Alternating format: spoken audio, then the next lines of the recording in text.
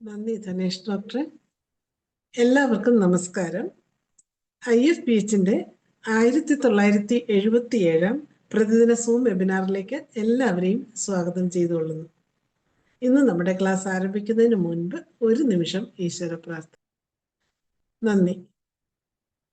ഇന്ന് നമുക്ക് അതിഥിയായി എത്തുന്നത് professor doctor KG Venugopal, MD homoeopathy, professor pharmacy department, Sharada Krishna homoeopathic medical college, Kulasekharam, Kanyakumari.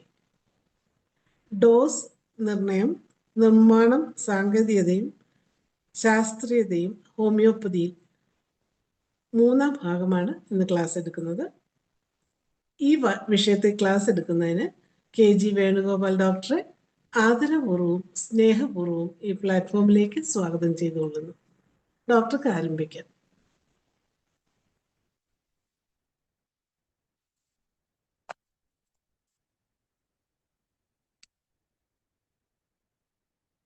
Host ആക്കിയിട്ടില്ലല്ലോ. ആക്കിയിട്ടുണ്ട്.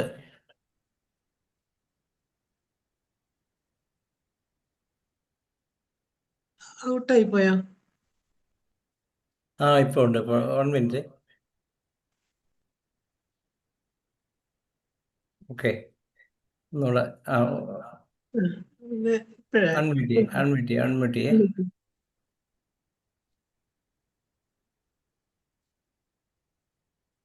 ഡോക്ടർ അൺമ്യൂട്ട് ചെയ്യേ.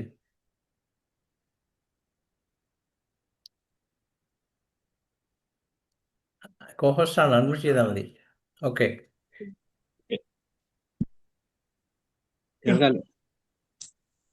കാണാൻ മുഖം തെളിയുന്ന പുറകിലത്തെ ലൈറ്റ് കാരണം കാണുകയില്ല. ഇപ്പൊ കാണോ? കാണോ? വലിയ കുഴപ്പമില്ല. ഇപ്പൊ കേട്ടായി.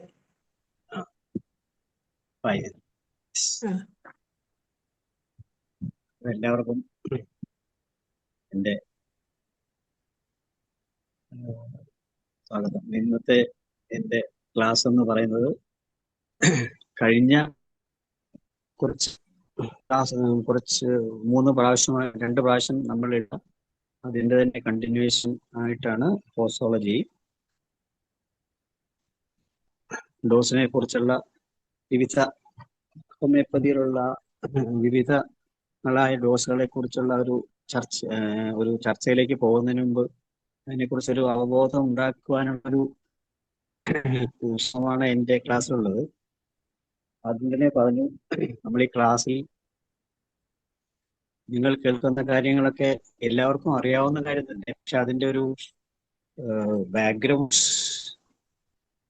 എന്താണെന്ന് നമ്മൾ പലർക്കും അറിയില്ല. നമ്മളെല്ലാവരും മിക്കവാറും പ്രാക്ടീസ് ചെയ്യുന്നവരെല്ലാം തന്നെ പല പൊട്ടൻഷ്യലുകൾ ഉപയോഗിക്കുന്നുണ്ട്.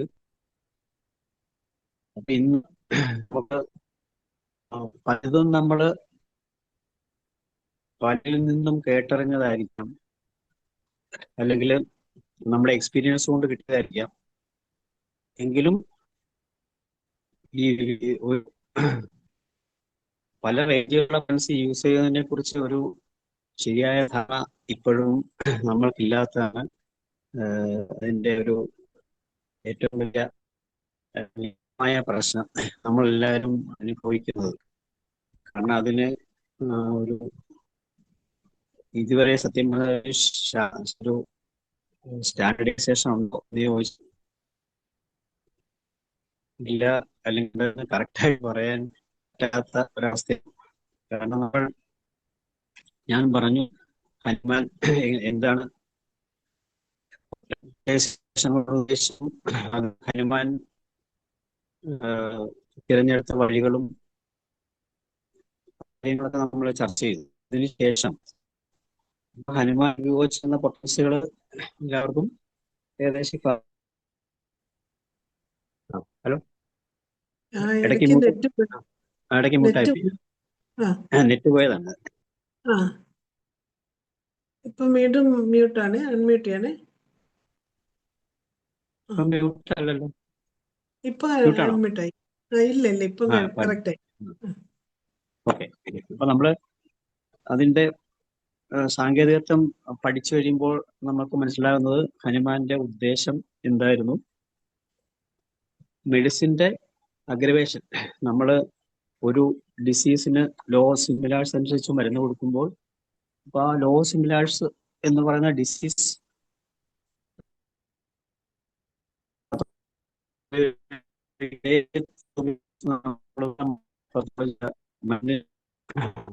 പിന്നെ ഫിസിയോളജിക്കൽ ആക്ഷനും എല്ലാം ഒരേ ദിശയിലാണ്, അല്ലെങ്കിൽ ഫിസിയോളജിക്കൽ ആക്ഷൻ കൂടുതലും അതിന്റെ കെമിക്കൽ ആക്ഷനാണ്.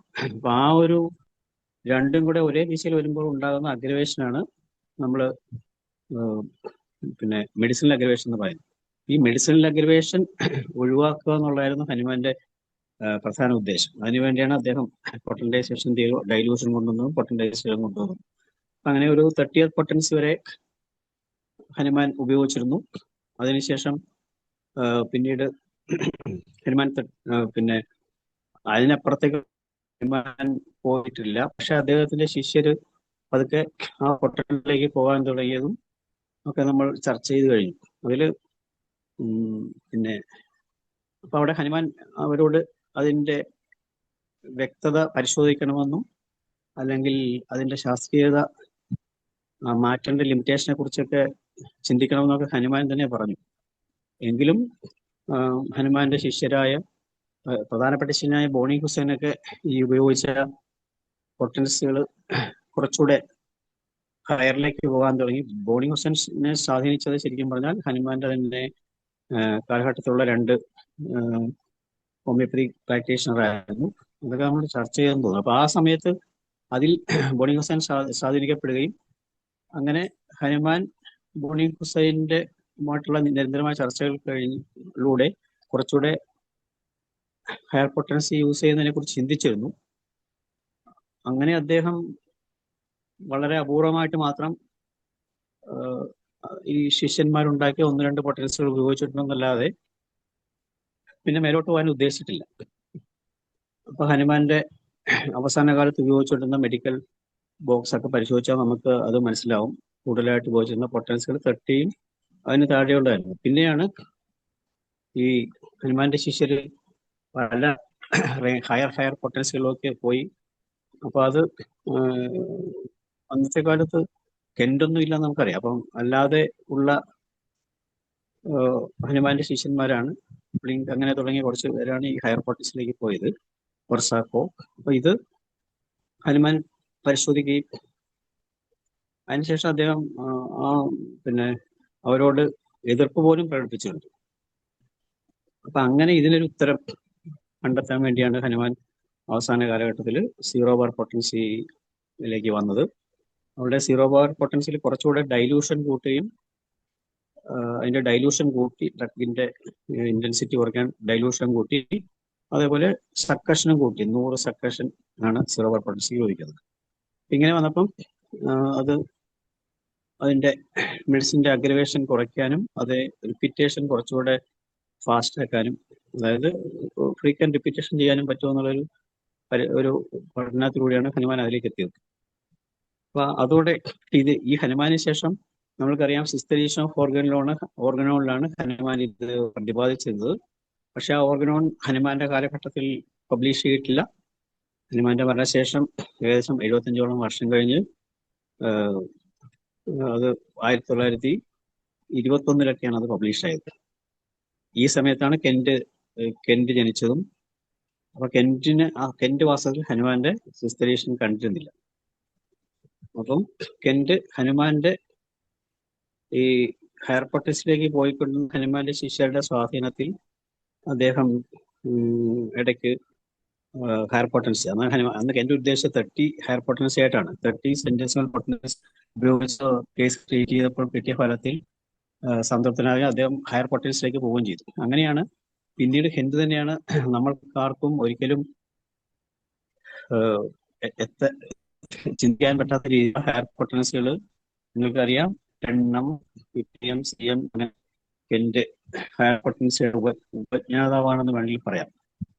അതിന്റെ വലിയ എക്സ്പോണന്റ് ആയിരുന്നു കെൻസ്. നമ്മൾ കേസുകൾ പരിശോധിച്ചാൽ കെന്റ് ഏറ്റവും അധികം ഉപയോഗിച്ചിരുന്നത് 10 പൊട്ടൻസിയാണ്. കെന്റ് പറയുന്ന ആദ്യം താഴേന്ന് സ്റ്റാർട്ട് ചെയ്ത് മേളിലോട്ട് അസെൻഡിങ് ഓർഡറിൽ പോകണമെന്ന് തന്നെയാണ് കെന്റും പറഞ്ഞിരുന്നത്. അല്ലാതെ താഴോട്ട് പോകരുതെന്ന് ഒരിക്കലും താഴോട്ട് പോകണം. അതായത് ഒരു പൊട്ടൻസി വെച്ചിട്ട് പിന്നെ താഴോട്ട് പോകുന്നതിനെ കെന്റ് അനുകൂലിച്ചിരുന്നില്ല. അപ്പൊ എങ്കിലും ഇത്രയും 30 തൊട്ടുള്ള ഒരുപാട് പൊട്ടൻസികളൊന്നും നിലവിലിരുന്നെങ്കിലും കെന്റ് ഏറ്റവും കൂടുതൽ ഉപയോഗിച്ച 10 പൊട്ടൻസിയാണ്. അപ്പൊ കെന്റിന്റെ എല്ലാത്തരം കേസുകളും, കെന്റിന്റെ പലതരം കേസുകളും നമ്മൾ പരിശോധിക്കുകയാണെങ്കിൽ, കെന്റിന്റെ ചില കേസ്, കെന്റിന്റെ റൈറ്റിംഗ്സ് എന്നൊക്കെ പരിശോധിക്കുകയാണെങ്കിൽ ക്രോണിക് ആർത്രൈറ്റിസ്, അതിനൊക്കെ അദ്ദേഹം ഉപയോഗിച്ചിരുന്ന സൾഫറിന്റെ ഒക്കെ 50M 71M അങ്ങനെയൊക്കെയുള്ള പൊട്ടൻസികളാണ് ഉപയോഗിച്ചിരുന്നത്. അതുപോലെ റുമാസിനൊക്കെ ഗുവാക്കം 10M 50M CM അങ്ങനെയാണ് പോയിക്കൊണ്ടിരുന്നത്. ഡയബറ്റീസിന് ഫോസ്ഫറസ് CM അല്ലെങ്കിൽ MM ഒക്കെ CM കഴിഞ്ഞിട്ടുള്ളതാണ് MM ഉപയോഗിച്ചിരുന്നതായിട്ട് കണ്ടുവരുന്നു. എൻലാർജ് ഗ്ലാൻഡ്സിന് tuberculinum 10M 50M CM, exophthalmic ഗോയിറ്റിന് lycopus 1M 10M 50M CM. ഇങ്ങനെയുള്ള നെർവസ് സിസ്റ്റത്തിലാണെങ്കിൽ പാരാലിസിസിന് causticum 10M, plumbum H 42M. ഇങ്ങനെയുള്ള പൊട്ടൻഷ്യലാണ് കെന്റ് കൂടുതൽ ഉപയോഗിച്ചത്. എല്ലാം മിക്കവാറും അദ്ദേഹം സ്റ്റാർട്ട് ചെയ്ത് തന്നെ 10M മലേറിയക്ക് sulphur 10M, അനീമിയക്ക് sulphur 50M, ഇങ്ങനെ ഒരുപാട്. ഹീമോഫീലിയക്ക് ലാക്സിസ് 41M CM ഇങ്ങനെയൊക്കെ ഉപയോഗിച്ചിരുന്നതായിട്ട് കാണാൻ പറ്റും. അദ്ദേഹത്തിന്റെ കേസുകളും അദ്ദേഹത്തിന്റെ ലെസർ റേറ്റിംഗ്സും ഒക്കെ പരിശോധിച്ചെഴുതിയ ചില റിപ്പോർട്ടുകളാണ്. അപ്പൊ കെന്റല്ല ഹയർ പൊട്ടൻസി കണ്ടെത്തിയെങ്കിലും അതിന്റെ ഏറ്റവും വലിയൊരു പ്രചാരകൻ കെന്റ് തന്നെയായിരുന്നു. അതാണ് നമ്മൾ അതിൽ നിന്ന് മനസ്സിലാക്കേണ്ടത്. അതിനുശേഷം പിന്നീട് നമുക്ക് കെന്റിന് ശേഷമുള്ള ആൾക്കാർ പിന്നെ ഏകദേശം ഒരു 100 വർഷത്തോളം, അതായത് നമ്മുടെ 6th എഡിഷൻ പബ്ലിഷ് ചെയ്യുന്നവരെ മിക്കവാറും എല്ലാവരും കെന്റിന്റെ സ്വാധീനത്തിൽപ്പെട്ടവരാണ്. മിക്കവാറും വളരെ അപൂർവം പേരൊഴിച്ച് ബാക്കി എല്ലാവരും കെന്റിന്റെ സ്വാധീനത്തിൽപ്പെട്ട് തന്നെയാണ് അവരുടെ പ്രാക്ടീസ് മുന്നോട്ട് പോയത്. അത് നമുക്കറിയാം. അതിന്റെ റീസൺ എന്ന് വെച്ചാൽ ആ സമയത്ത് ഏറ്റവും അധികം പോപ്പുലറായ വ്യക്തി കെന്റാണ്. ദിവസം ഒരു വർഷം 50,000 കേസുകൾ അദ്ദേഹത്തിന്റെ ഫിലാഡൽഫിയയിലുള്ള മെഡിക്കൽ കോളേജിലൊക്കെ നോക്കിയിരുന്നതായിട്ട് റിപ്പോർട്ടുണ്ട്. മാത്രമല്ല കെന്റിന്റെ ഏറ്റവും വലിയ കെന്റിന്റെ മെറ്റീരിയൽ മീഡിയ അല്ലെങ്കിൽ കെന്റിന്റെ റെപ്പർട്ടറി, ഇതൊക്കെയാണ് ഏറ്റവും ഇന്ന് വരെയും ഇപ്പോഴത്തെ തലമുറ വരെയും അതിൽ ആകൃഷ്ടരാണ്. അപ്പൊ കെന്റ് എന്തുമാത്രം സ്വാധീനിക്കുന്നു. അപ്പൊ അദ്ദേഹം ഹയർ പൊട്ടൻസി ഉപയോഗിച്ചിരുന്നു എങ്കിലും അദ്ദേഹത്തിന്റെ സ്വാധീനം എന്ന് പറയുന്നത് തീർച്ചയായിട്ടും നമ്മൾക്ക് ആ പൊട്ടൻസിയെ കുറിച്ച് ഉള്ള ഒരു അറിവ് കൂടെയാണ്. ഹയർ പൊട്ടൻസി ഉപയോഗിച്ചാൽ തൊട്ട് ക്രോണിക് കേസിന് വരെയും ഹയർ പൊട്ടൻസി ഉപയോഗിക്കുക എന്നുള്ള ഒരു കൺസെപ്റ്റിലാണ് കെന്റ് എത്തിയത്. പിന്നീട് അങ്ങോട്ട് താഴോട്ടുള്ള പൊട്ടൻസി ആണ് വളരെ റെയറായിട്ട് ഉപയോഗിച്ചിരുന്നത്. പിന്നീട് അതാണ് കെന്റിന്റെ ഒരു കാലഘട്ടത്തിൽ കെന്റും ഹനുമാനും തമ്മിലുള്ള ആ ഒരു വ്യത്യാസം നമ്മൾക്ക് മനസ്സിലായി. അതിനുശേഷം കെന്റിന്റെ കാലഘട്ടം കഴിഞ്ഞിട്ട് പിന്നീട് എങ്ങനെയാണ് ഹോമിയോപ്പതിയുടെ വളർച്ച. അപ്പം ഏതാണ്ട് നമുക്ക് ഒരുപാട് പേരെ അറിയാം. കെന്റിന്റെ ഫോളോവേഴ്സ് ആയിട്ടിരുന്ന ഒരുപാട് പേരുണ്ട്. അവർ തന്നെയാണ് പിന്നീടുള്ള ഹോമിയോപ്പതിയുടെ മുന്നോട്ട് വളർച്ചയെ സ്വാധീനിച്ചത്. അതുകൊണ്ട് വളരെ അടുത്ത കാലം വരെ ഏറ്റവും കൂടുതൽ സ്വാധീനിക്കുന്നത് തന്നെയാണ്. അത് നമുക്ക് പല പ്രാക്ടീഷണേഴ്സും, പ്രത്യേകിച്ചും ആദ്യ കാലഘട്ടത്തിലുള്ള പ്രാക്ടീഷണേഴ്സ് കൂടുതലും, ഇപ്പോഴുള്ളവർ ഞാൻ എടുത്തു പറയുന്നില്ലെങ്കിൽ ആദ്യ കാലഘട്ടത്തിലുള്ള പ്രാക്ടീഷണേഴ്സ് കൂടുതൽ ഉപയോഗിക്കുന്നത് കെന്റിന്റെ പൊട്ടൻഷ്യലാണ്.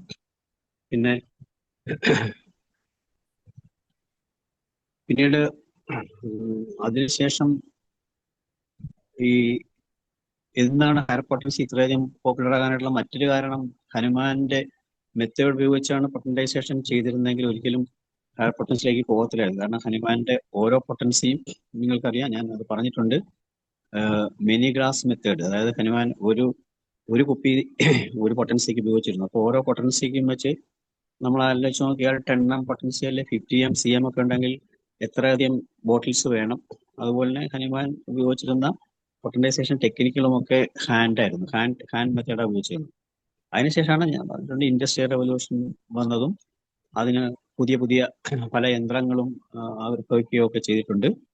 അപ്പൊ അതുകൊണ്ട് ഹയർ പൊട്ടൻസി ഇവരെല്ലാവരും തന്നെ ഫിങ്ക് എന്ന് പറഞ്ഞ ഒരാളാണ് ഹനുമാന് ശേഷം ഏറ്റവും കൂടുതൽ ഹയർ പൊട്ടൻസി ഉപയോഗിച്ചിരുന്നത്. 15,000 അങ്ങനെയുള്ള 40,000 പൊട്ടൻസി ഒക്കെ ഉപയോഗിച്ചിരുന്നു ഫിങ്ക്. ഇപ്പൊ കെന്റൊക്കെ ആദ്യകാലത്ത് ഉപയോഗിച്ചിരുന്ന ഫിങ്കിന്റെ പൊട്ടൻസി ആയിരുന്നു. ഇവർക്കൊക്കെ ഓരോരോ മെത്തഡോളജി ഉണ്ട്. ഇവരുടെ പൊട്ടൻസൈസേഷൻ ടെക്നിക്കിന് നമ്മൾ ഈ സക്കഷൻ പോലെ തന്നെ ഉള്ള ഇതിൽ നിന്നും വ്യത്യസ്തമായിട്ട് പല മെത്തേഡും അവർ യൂസ് ചെയ്തിരുന്നു. അതിനെക്കുറിച്ച് ഇവിടെ ചർച്ച ചെയ്താൽ അത് ഒരുപാട് സമയമെടുക്കും. എൻ്റെ പവർ പോയിന്റ് ഫോട്ടോസ് ഒക്കെ ഉണ്ടായിരുന്നു. പക്ഷേ ഞാൻ ഇന്നിവിടെ അത് ഉപയോഗിക്കുന്നില്ല.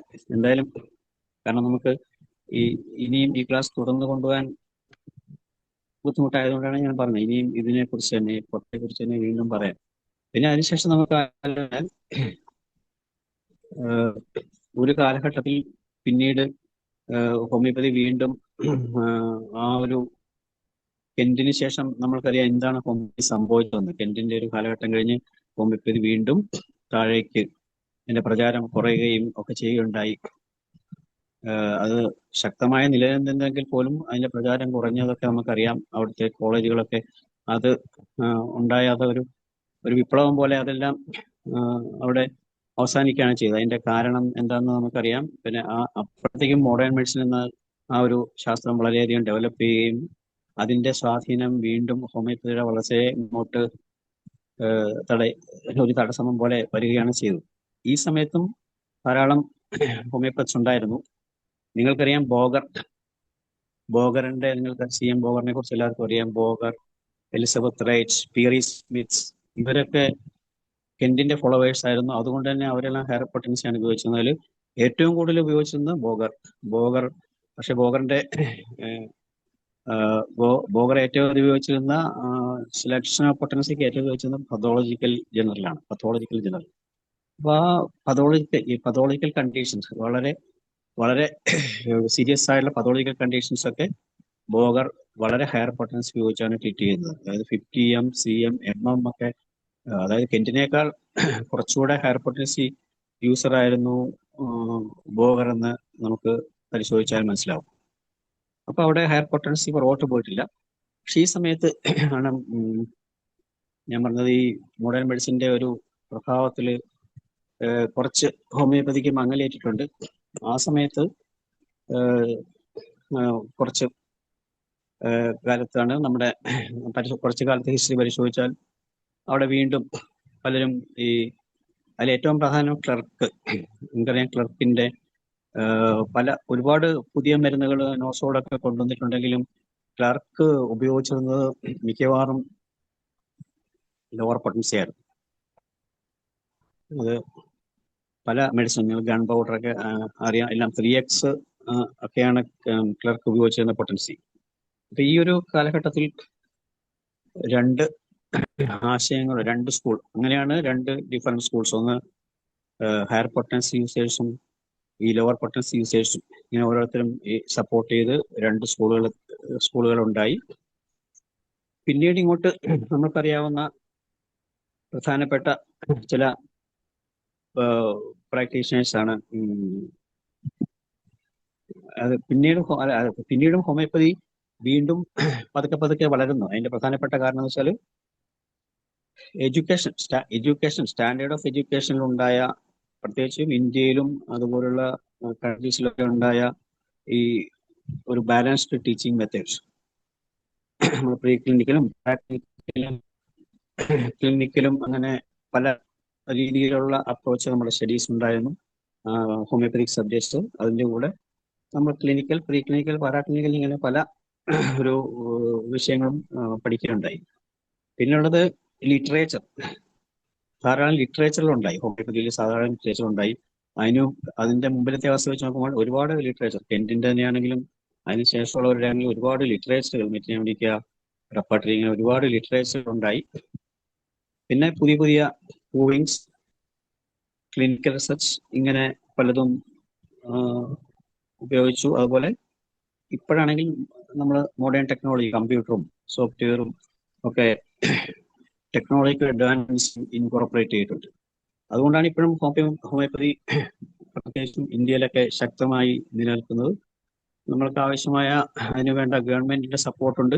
മാത്രമല്ല ഇവിടെയുള്ള ഹോമിയോപ്പതിക് ഡോക്ടേഴ്സ് ഇതുവരെ ഉണ്ടായിരുന്ന നമ്മളുടെ പൂർവികരായ ഹോമിയോപ്പതി ഡോക്ടേഴ്സൊക്കെ വളരെ ശക്തമായി ഹോമിയോപ്പതിക്ക് വേണ്ടി നിന്നു എന്നുള്ളതാണ് ഹോമിയോപ്പതിയുടെ വളർച്ചയുടെ ഹോമിയോപ്പതിയുടെ വളർച്ച ഇവിടെ ശക്തമായിട്ട് ഇപ്പോഴും നിലനിൽക്കുന്നത്. മറ്റ് കൺട്രീസിൽ എന്ത് സംഭവിച്ചു എന്ന് നമ്മൾ പഠിച്ചു കഴിയുമ്പോൾ ഇവിടെയായിട്ട് കമ്പയർ ചെയ്യുമ്പോൾ ഉണ്ടാകുന്ന ഒരു അനാലിസിസ് ആണ് ഞാനിവിടെ പറയുന്നത്. ഇങ്ങനെ നോക്കുമ്പം അതേ സമയത്ത് അതായത് ഒരു കെന്റിന്റെ ആ ഒരു കാലഘട്ടത്തിൽ കെന്റിന്റെ ശിഷ്യയുടെ കാലഘട്ടത്തിലാണ് നാഷൊക്കെ നിങ്ങൾക്കറിയാം. നാഷ്, അതേപോലെ വില്യം ബോറിക്കും ഇതുപോലെ അദ്ദേഹത്തിന്റെ നിങ്ങൾക്കറിയാം ബോറിക്കിന്റെ മിറ്റോമെഡിക്കയിലും മിക്കവാറും എല്ലാം പൊട്ടൻസികളും മദർ അല്ലെങ്കിൽ 30th പൊട്ടൻസി അല്ലെ 6 ഇങ്ങനെയുള്ള താഴോട്ടുള്ള പൊട്ടൻസികളാണ് വില്യം ബോറിക്ക് ഉപയോഗിച്ചിരുന്നത്. ഏകദേശം നാഷിന്റെയും വില്യം ബോറിക്കും ഒക്കെ ഏകദേശം ഒരേ കാലഘട്ടത്തിലെന്ന് പറയാം. കാരണം നാഷ് 1838 ആണ് ജനിച്ചതെങ്കിൽ 1917 വരെ അദ്ദേഹം ജീവിച്ചിരുന്നു. അതേപോലെ വില്യം ബോറിക്കാണെങ്കിൽ 1849 ജനിച്ച് 1929 അദ്ദേഹം മരിക്കുന്നത്. അതുപോലെ അലൻ 1854 മുതൽ 1925 വരെയാണ്. പിന്നെ ML ടൈലർ, ഇങ്ങനെ പ്രഗത്ഭരായ പല ഹോമിയോപ്പതി ഫിസിഷ്യന്മാരും, സ്റ്റുവർട്ട് ക്ലോസ്, ഇവരൊക്കെ പലരെയും നമ്മൾ പഠിച്ചിട്ടുണ്ട്. ഇവരൊക്കെ നിലനിന്നത് ഈ പല ചിന്താഗതികളിലൂടെയായിരുന്നു. അതിൽ പലരും ML ടൈലറും അവരൊക്കെ പി.എ. സ്മിത്തും ഒക്കെ കെന്റിന്റെ സ്വാധീനത്തിൽപ്പെട്ട് ഉള്ള കെന്റിന്റെ പ്രത്യേകിച്ചും പാരീസിലുള്ള ഹോമിയോ ഡോക്ടേഴ്സ് ഒക്കെ പി.എ. സ്മിത്തിനെ കുറിച്ച് നിങ്ങൾക്കറിയാം. പി.എ. സ്മിത്ത് ആണ് 50 മില്ലിസൽ പൊട്ടൻസി വീണ്ടും പ്രചാരത്തിൽ കൊണ്ടുവന്നതും. സിക്സ്ത് എഡീഷനിൽ 50 മില്ലിസൽ പൊട്ടൻസിയെ കുറിച്ച് പറയുന്നുണ്ടെങ്കിലും സിക്സ്ത് എഡീഷനിൽ നമ്മളത് 1920 പബ്ലിഷ് ആയതിനു ശേഷം അതിനെക്കുറിച്ച് വലിയ ഒരു പുറത്തേക്ക് കൂടുതൽ അത് ആരും തന്നെ പ്രാക്ടീസ് ചെയ്യാൻ തുടങ്ങിയിരുന്നില്ല. കാരണം സിക്സ്ത് എഡീഷൻ അത്ര പ്രചാരം സിദ്ധിച്ചിരുന്നില്ല. അതിനുശേഷം നമ്മൾക്കറിയാം ഈ പി.എ. സ്മിത്ത് ആണ് ആദ്യമായിട്ട് ഈ 50 മില്ലിസെമലിനെ കുറിച്ചിട്ട് ഹനുമാനിയൻ ക്ലിനിക്സ് അല്ലെ ബ്രിട്ടീഷ് ഹോമിയോപ്പതി ജേണലിലൊക്കെ പബ്ലിഷ് ചെയ്ത ആർട്ടിക്കിൾ കൂടിയാണ് 50 മില്ലിസെൽ പൊട്ടൻസി അറിയുന്നത്. പിന്നെ അദ്ദേഹം 50 മില്ലിസെൽ പൊട്ടൻസി ഉപയോഗിച്ചു. ഇവിടെ ഭട്ടാചാര്യ, നമ്മുടെ ഇവിടെയാണെങ്കിൽ ഭട്ടാചാര്യ, ഡോക്ടർ R.P. പട്ടേൽ ഇവരൊക്കെയാണ് പിന്നെ 50 മില്ലിസെൽ പൊട്ടൻസി കൊണ്ടത്. 50 മില്ലിസെൽ പൊട്ടൻസി വന്നതോടെ വളരെ കുറച്ചുപേർ അതിലേക്ക് തിരിഞ്ഞിട്ടുണ്ട്. പക്ഷേ എങ്കിലും കൂടുതൽ ആൾക്കാരും ഉപയോഗിച്ചുകൊണ്ടിരുന്നത് ഒന്നില്ലെങ്കിൽ ലോവർ പൊട്ടൻസി, അല്ലെങ്കിൽ ഹയർ പൊട്ടൻസി, അല്ലെങ്കിൽ മീഡിയം പൊട്ടൻസി, ഇങ്ങനെയാണ്.